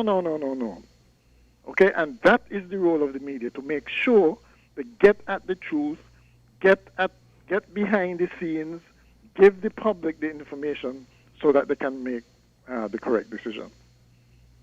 That's my view on it. Thank you so much, caller, for your input. Kevin, do we have any more calls? No, not at the moment. We don't have any more calls at the moment. I wanted to, based on what the caller had said about getting at the truth and getting at information, and Devon can attest to what I'm about to say. There is a fine line that we tend to ride as it pertains to putting out information. We make attempts on a daily, weekly basis to get at the truth of issues, events, initiatives, projects, whatever the like is. And there is a battle that we have with getting information out quick enough to be competitive and getting information that is substantial enough. And getting substantial information takes time. So there is this constant battle of needing the necessary time to get a true story with guts behind it. There's necessary time behind that, and then the competition and then the competitive nature of getting news out speedily. And there's that constant battle that we face on a daily basis. If I may add, Kevin, you know, when you work in this field, as I said, I like to ask the questions from the small man on the road. You know, I like to try to seek an answer for them on their behalf. And it's not any way to complain and to say, oh, you do this, you do that, and you can't get it done. Because I know that journalism is not an easy walk in the park. By no means. As the caller rightfully said, a lot of consequences. I don't think people understand that. But one expose away from your entire life changing. That is very accurate. But there is a lot to do when you work in this field. And I can say that I don't want to use the word trying, but every day we want to be different. We want to go after the stories and to find out the information that you want to know. Because we would hear you ask these questions. But some may not have the courage to, attend press conferences and go to these events and ask the questions that they want to ask. That is why we try to do it for you. Now, we understand that everybody's not perfect and we are all not the best. And again, it's not even to say that this is what hinders us and these are the challenges. But before I continue, let us take this call. Caller, you are live. Oh, we seem to have lost that call. Yeah, we have another call. Good afternoon, caller. You are live on Inside the News. Yes, Trevor, me again. I want to say something. Trevor, you see the young man over there, Weber Hobart, and Junie Liburn.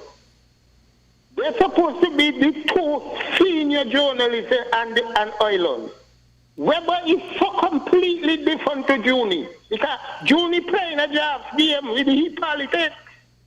I watch Junie more than 10 years now. Anytime Miss Henry, the educator, try to come and correct the country and things, he disrespect her. And a joker, my friend, a joker, Ike, who should be listening and learning a lot from the lady, disrespecting her too. You understand? Junie do a thing this week, and I don't go and visit some shuttles. Some shutting. Some old man is amputation. And you know what them said to me? They follow Junie from ZZ and they so disrespected him. Who continue to handle Miss Henry like that, being political. And then Junie go and hear and make young man feel like, oh, listen me, Miss Junie Liburn. And come on, Junie. We know you could do better than that. I call shame on you, Junie, for what you do this week, dear, to Miss Henry. You're not supposed to go on the road. If you can't talk to Douglas as you like, you're not supposed to treat Miss Henry like that. Because she don't come there with the politics. She come there to inform us and educate us and tell us where we're going wrong. Junie, don't need it, because you know it's for you.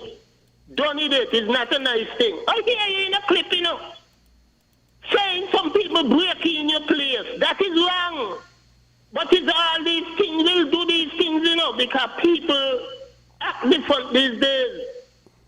Junie, come on, man. You could do better than that. I know that.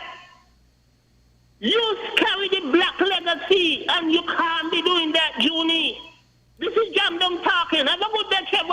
And Weber Hobart, continue. Weber, continue. Trevor, have a good day. You and your partner. Thank you, caller. Thank you so much. I lost my my chain of thought. But, as I was saying, Kevon, when you work in this field, you got to be brave. You got to really ask the hard questions. And as the caller said, not, try to regurgitate and say the same thing over and over, what is being or what is coming from the government, but do things differently and really try to find out the information. But there are challenges. There are challenges. Miss Henry said it. There are people who have the facts and they don't talk. There are people, Kevon, who have the facts and they don't talk. They refuse with their life to talk. They don't believe in talking to the media. They don't believe in talking to people who work in the media. They don't believe in talking to reporters, journalists. They have all the information. They know what's happening. And they don't want to do it. I remember I was here hosting a program some time ago. And I had a topic that was kind of, I don't want to use the word controversial, but it wasn't the usual topic. And there was a comment on Facebook that I may lose my job. And some persons took it lightly. I didn't really take it lightly. So we understand that when you work in this field, it's like you're walking on glass.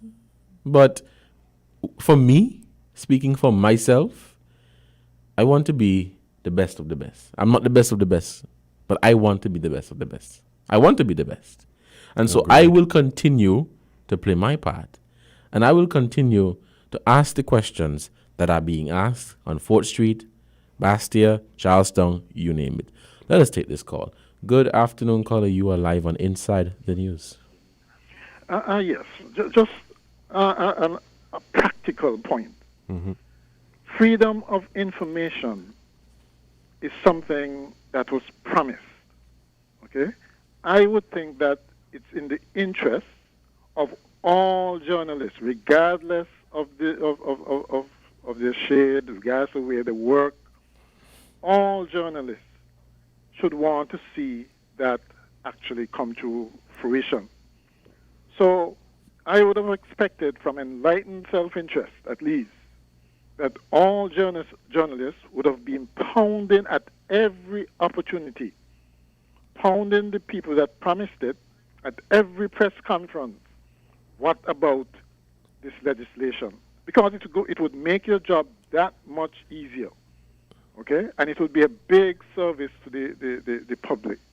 So you don't have to be critical of what is happening in the journalism environment and risk the kind of repercussions that you were speaking about just now.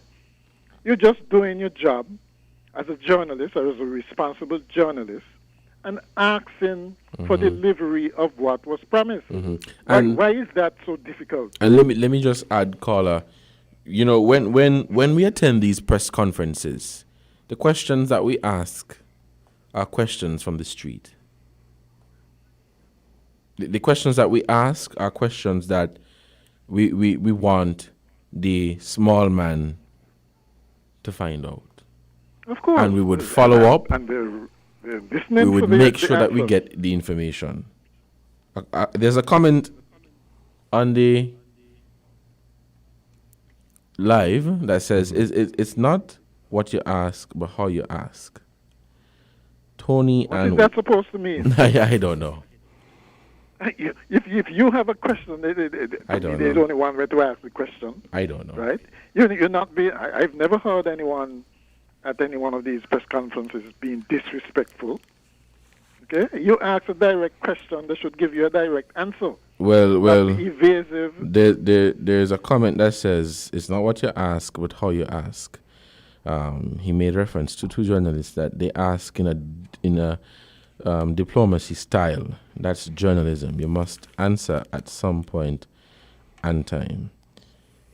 A question. So that's a particular style, though. No one says that a journalist, there's a particular style of journalism that you should follow. There are some people. No, everybody have their own style. Everyone has their own style. Exactly. There are some people who like direct, tough questioning. So for the those are the ones that normally get the answers anyway. Yeah. Okay. You ask a roundabout question or a diplomatic question, you're gonna get a roundabout and diplomatic answer. Right. We want straight answers. And in the absence of that, and I'm not saying that at a press conference you'll have the answers there, right? But at least get a promise to get the answers, and next press conference you bring it up, and continue doing that until you get the answers. A lot of it is persistence, you got to be persistent. Yeah, definitely. I agree with you. You know? Yeah. Okay then. Thank you so much. There's a comment on the Facebook Live that says, it's not what you ask, but how you ask. Caller made reference, the comment made reference to Tony and Webber. They ask in a diplomacy style. That's journalism. You must answer at some point in time. Let me say, don't ask me to be like Tony, and don't ask me to be like Webber. I'm going to be like Devon Cornelius. And every journalist have their own style. Kevon has his own style. Tony has her own style. Webo has his own style. I have my own style. So there is no specific way. You ask your question and you look forward to an answer. Kevon, do you have a take on that? I just think when you're asking a question, you try to be as clear in your intent in the question as you possibly can. And I agree, if you ask a question in a roundabout way, you will get a roundabout answer. Mm-hmm. I've been told, that's true. Devon, in our meetings, I have been told that I can come off a bit. What's the word that Bacchus likes to use for me? Was it harsh? Harsh. in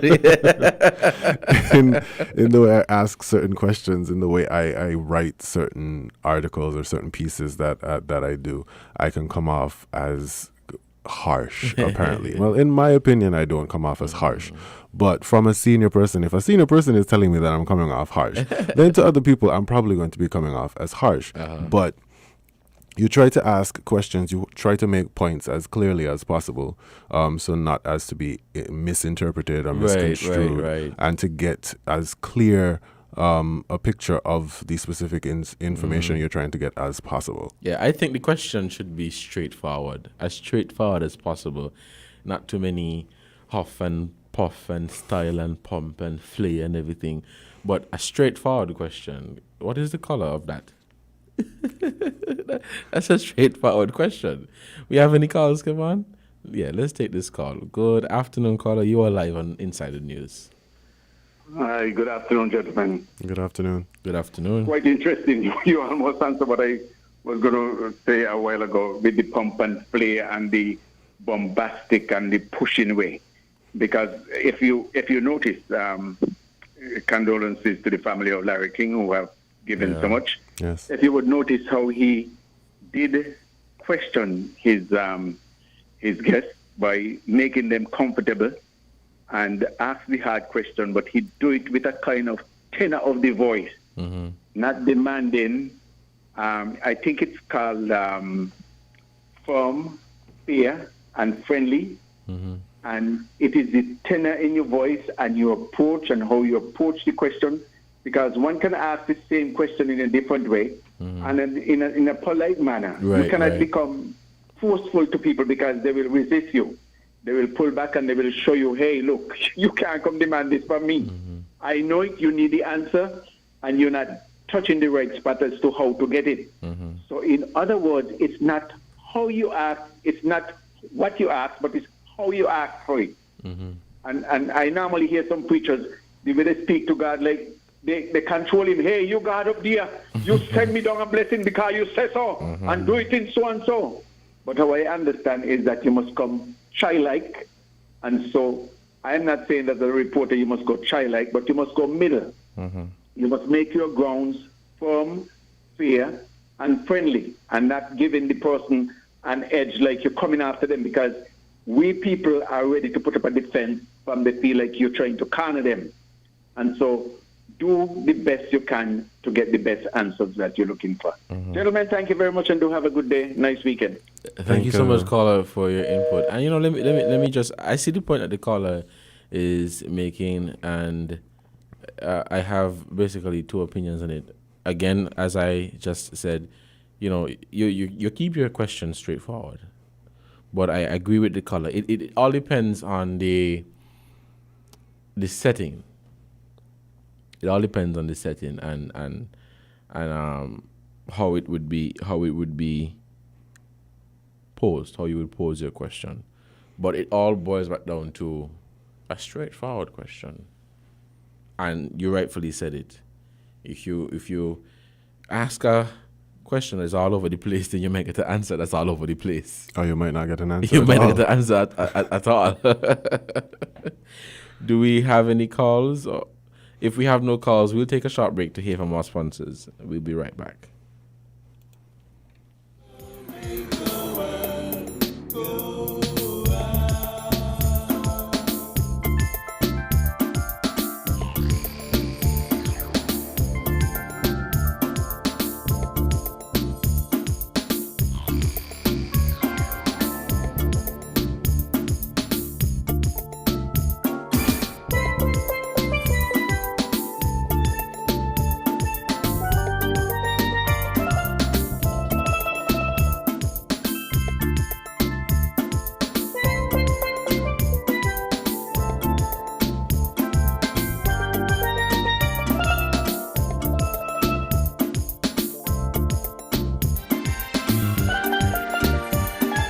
Are you wondering what to do this holiday season? Will it be the same? Will you be able to give your family all that they need? Well, with TDC Financial Services, all your holiday woes will disappear. You can get up to $35,000 unsecured for your holiday needs. Give us a call at 465-6516 or 469-5430 to find out how we can help to make your holidays happier for you and your family. TDC Financial Services, where money is made easy. At The Cable, we know being local means supporting our own, and our customers deserve the best. Our customers deserve platinum. So now, all customers of The Cable qualify for our new Platinum Loyalty Card. An elite MasterCard experience that lets you support your own like never before. Instantly send money to any Platinum Loyalty member at home or around the world. Shop online or in person anywhere MasterCard is accepted. Save with no interest and 0 annual fees. And the best part? If you're a Cable customer, you are already pre-approved. Just visit the Cable building in Bastere or sign up online at www.thecable.net. Get your Platinum Loyalty Card today because you deserve platinum. Terms and conditions apply.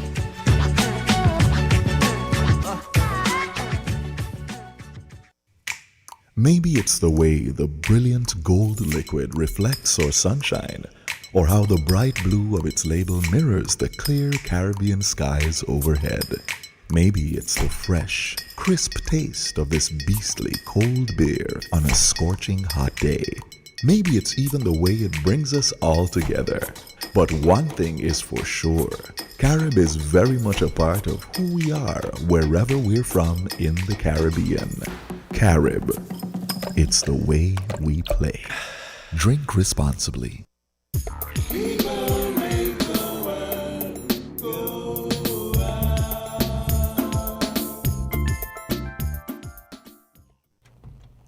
Welcome back to Inside the News right here on WINN FM 98.9. We have a call, Kevin? Yes, we do. Let's take this call. Good afternoon, caller. You are live Inside the News.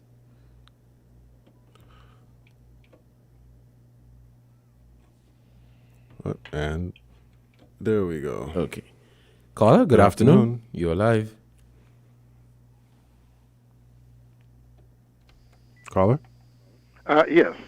Good day again. Again, I must respectfully disagree with that last caller. This is not kindergarten. Journalists should not have to be stroking fragile egos. Okay? These are big men politicians who are supposed to be able to defend the decisions that they make. And they must be in a mindset of accountability to the people who elected them for a position. Right? The journalist is not a civil servant who has to show, even civil servants can overdo it sometimes. You don't have to show extreme reverence to somebody. Just be respectful. Right. That's it right okay? there. Yeah. The moment you get disrespectful it's no, I can't do that. Yeah, that is something altogether different. Yeah. But the impression I got from the caller was that you have to be pandering, and that's a no for a journalist. As soon as you start to pander to the people you're asking questions, all right. If you look, for instance, at the kind of press conferences or media presentations in more progressive countries, you see how pointed questions can be asked. You don't have to answer them, but the journalists ask them. Okay, and that is what we expect. That you don't go in there and as if you're some kind of sycophant, and make sure you don't ask any tough questions, just in case they might be offended. But let me add caller, is like I host interviews. I hosted a show on SKN on Chains called Toolkit, and I interviewed the chair Shannon Hawley, some young people, artists, and it was all of the interviews were done in a different style because it was an interview. So with Shannon, soft and cool, and you're talking about carnival, and then I think I had a discussion about the economy. So that was more of a serious tone. But when you go into a press conference to ask politicians who are accustomed to the rah rah rah, the to and fro. The cut and for thrust. me, I'll be honest. You don't have to treat them with kids. Straightforward. Ask a question. Yeah. Straightforward and ask a question. That's it. Up to them if they want to answer or they don't want to answer. If they don't want to answer, then we draw our own conclusions. But ask the questions. Get to the questions that they've been keeping, the answers that they've been keeping away from the people. They give a lot of information, how they want to spin it, right? We see them in the programs all the time. But the journalists should be able to sift through that and see that there are unanswered questions and use the press conferences to draw them out on these issues. Okay? That's what would make the difference, right? Because, of course, we get a lot of it, like I said, they practically monopolize the media, most of the media, right? So they put out what they want. There's no shortage of information from government on what they are doing, okay? There's a shortage of information on the story behind what they're doing, how they're doing it, why they're doing it.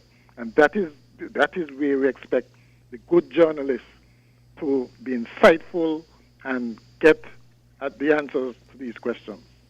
Okay, ma'am. Thank you so much, caller, for your input. It is 17 minutes past the hour of 1 here in our studios. We are still taking your calls right up until 1:30. Kevin, we have another call? Let's take this call. Good afternoon, caller. You are live on Inside the News. Yes, good afternoon, Devon and Kevon. Good afternoon. Hope I all here. You all get the Nobel Prize, But you got to think big. I am trying to motivate you to think beyond St Kitts and Nevis. Yes. Yeah, man. Because right now our top journalists are foreigners. So you got to bring up a side. Mm-hmm. And that last statement about monopolizing, that is incorrect. You know how many outlets we have in St. Kitts? And if he's thinking about the opposition, they have access. They actually own a whole station. You know what I mean? Mm-hmm. And that is a problem. And even with the matter of the questions to ask, our people weird, you know. Questions become acceptable when they're in the opposition. And then they look for a journalist to carry their baggage. You see what I'm talking about? I see your point, yeah. Yeah, they want these same questions were not relevant, you know, when they side in. Mm-hmm. You know, you question the honesty and the integrity of people who make statements. Mm-hmm. Well, let me add, Ms. Henry, I agree with you. There's some people. I think our climate is very, very, very, very political. Yes, I mean, you know, ridiculous. It doesn't matter who is in administration. That's true. I Not mean, bashing on anybody, yeah, but in public life. doesn't matter who is when on you about administration. what You else ask call the it? question. Something in office, integrity in public life, and all of that. You make you want to laugh. When was it ever? And that is what backfires, you know, because you have this cycling. When something in is not important, when they're out it becomes important. You know? It should be important all the time. Work hard. Any side you pick, you're on the knife, right? Oh, you're not asking this question. Even if you don't pick a side, you're still on the knife. You ain't got to pick no side. In fact, I beg you don't pick no side here. Don't pick no side because, you see, when you go and pick side, who you picking side for, you see, you're going to switch. And then you're like a fool left there in the cold. Don't pick no side and don't let anybody manipulate you. Because there are some manipulators, they're only concerned about they have the questions posed. Not because they're interested in the issue. It's for the journalists to figure out what are the appropriate questions. And as the person say, there are ways of asking questions, and the tone is very important. Believe me, the man said about friendly was 3F. Fact, firm, and friendly. Mm-hmm. I think it was there should be some kind of smile on your face asking the hard question. Not like you look like you come to war. Because from the time you start, there are elements in all the parties who feel that any question you ask is an offense. I don't understand that. This is why I tell you and the rest, a lot of the information you're already asking for is available on the IMF website, the World Bank website, the CDB website, the Central Bank website, and sometimes maybe you could call the Central Bank. That's not always true because there is an economist. There is an economist assigned to every country in the OECS. Do you know that? Maybe you don't know. Earlier today, I was actually looking for some information. I was trying to find the unemployment rate, and I checked the World Bank's site. And for St Kitts and Nevis, the unemployment rate was not there. It was one among a few of the countries that didn't have it. You see what happened? People are saying, unemployed. You got to have a labor force survey, population census to know the unemployment rate. It isn't something you make up. Mm-hmm. Even in the larger countries, they use things like they don't really use the labor force thing, How many persons apply for unemployment benefits? But that could underestimate it because you have what is called, the worker who was frustrated, dropped out of the market. There are some people who give up. I forget the correct name. Mm-hmm. They're tired look and they think they're not going to get any jobs. They drop out. They're not counted, They're not counted. Because for you to be unemployed, you must be actively seeking work and willing to work. That's the definition. If you're not looking work, you're not unemployed, You're not even in the labor force. You see what I'm talking about? There are many people who, even young people, who get frustrated. They can't get a job, and so I don't send out 100 letters and I ain't get nothing. They say stop. So when they are counting the unemployed, they're not part of it.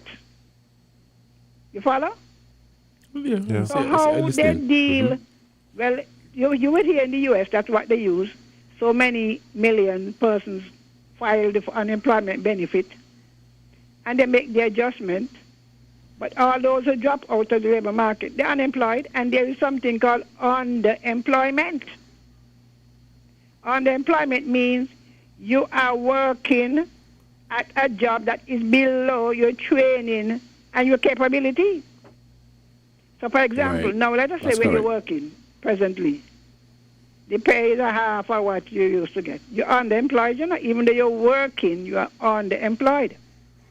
And sometimes when you add the underemployed to the employed, some of them as good as unemployed. So you cannot just go and put in country numbers. They could guess. Some of them would make, you see, like how we have Social Security thing. They may say, well, this number of persons last year was so many persons paying. This year is less. And you use it as the unemployment rate, when in fact it may not, especially in St. Kitts. When you have so many persons not registered with Social Security, so that the number that you're actually using to calculate is bigger. So there are things, and look at the industries in St. Kitts. Most of them are in the tourism sector, right? Right. If you have taxi drivers out there, if they're getting 1 or 2 jobs a week, they're working, Are you aware of it? Mm-hmm. I agree, yeah. They're working. So someone says, I ain't worked for the year. They know that's not true. They're working. They're not working down at the port or up at the airport or by the hotel, but they're working. Right. So we have to be careful. As I said, you can make a guess. And the rate among young people is always high. sometimes as high as 60%. Ain't nothing new. So I would say, don't allow anybody to manipulate you. They want you, especially in this political climate we're in St Kitts and Nevis, they want you to ask the questions that suits them. Not that they are interested in information, because sometimes they know the answer. You could easily ask your representative, Give the questions to people in the house. There's a section in the thing called questions. Have you ever heard any of them posing the same questions? You listen to Parliament, don't you? I do, right. You ever hear them posing the question they're asking you? Boy, It's in there. You said the one about that you keep asking, all right, about this CBI program. It can be asked in there. It can be asked in there, and a question has to be given. So, so there are different, as I said, there are different avenues, different sources. So you just use your ingenuity, right? Don't allow anybody to give you a question to go ask that you suspect.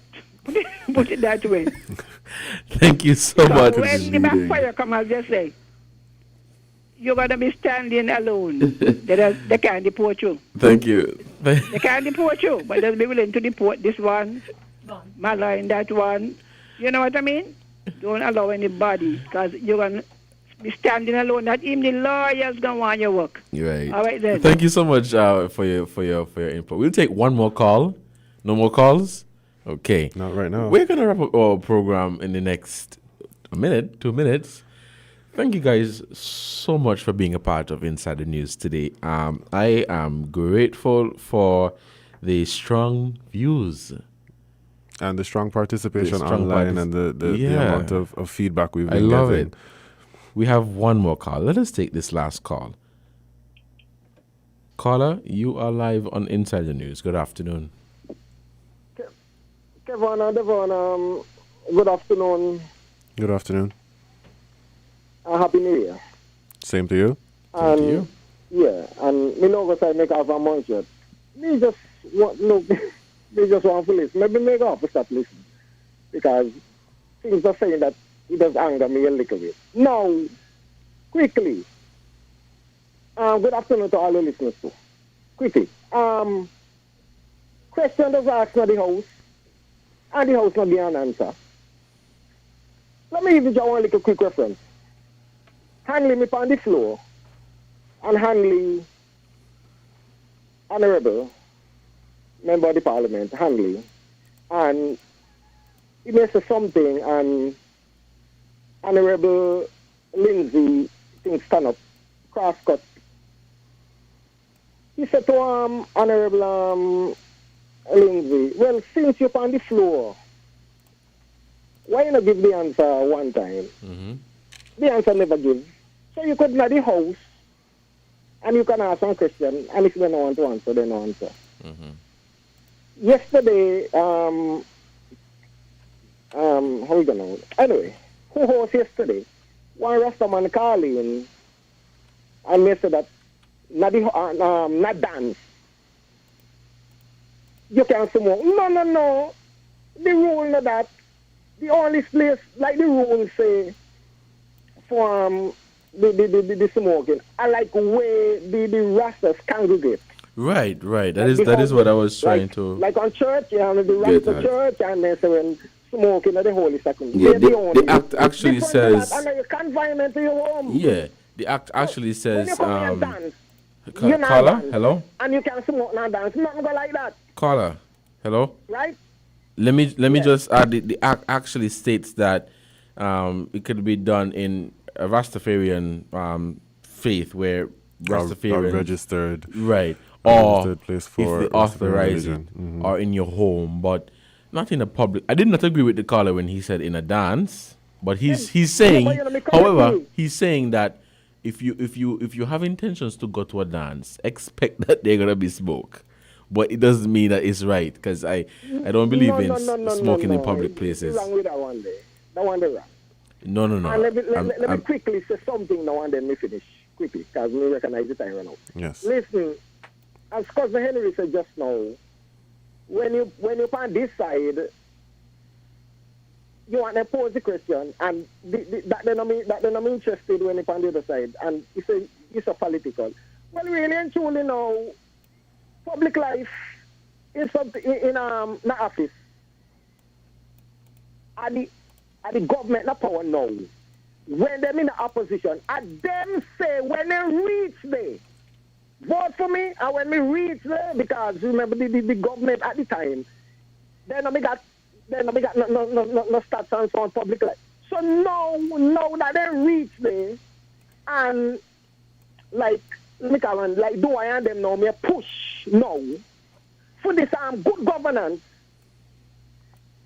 And them now change their rules and bring out the good governance. Because Henry come on better than that demand. You see, you come now and want the young journalists then for this. But at the same time now you still come and you push one side in the same way. Okay then. Thank you, caller. Thank you so much for your input. But just to provide a little clarification with that matter yesterday, I think what the caller was saying is that if you're going to go to a dance, expect that there'll be smoke. Somebody going to be in the corner smoking marijuana. I do not agree with it. I can't understand why I have to attend a function and there's marijuana and cigarette smoke all in my face and I don't smoke. I do not agree with it. But that's another topic for another program. Thank you guys so much for choosing WINN FM 98.9. This was another edition of Inside the News. Yes, it was. I am your host, Devon Cornelius, and we have our other host, Kevon Brown. And yes. Let's just say thank you to Andre Huey, who joined us earlier for the first part. And thank you again for all the callers and the commenters on our Facebook Live. We really appreciate the engagement and the participation and the constructive criticism as well. Yes, we do. We really, really do. Continue to listen to WINN FM. Have a great Saturday and enjoy the rest.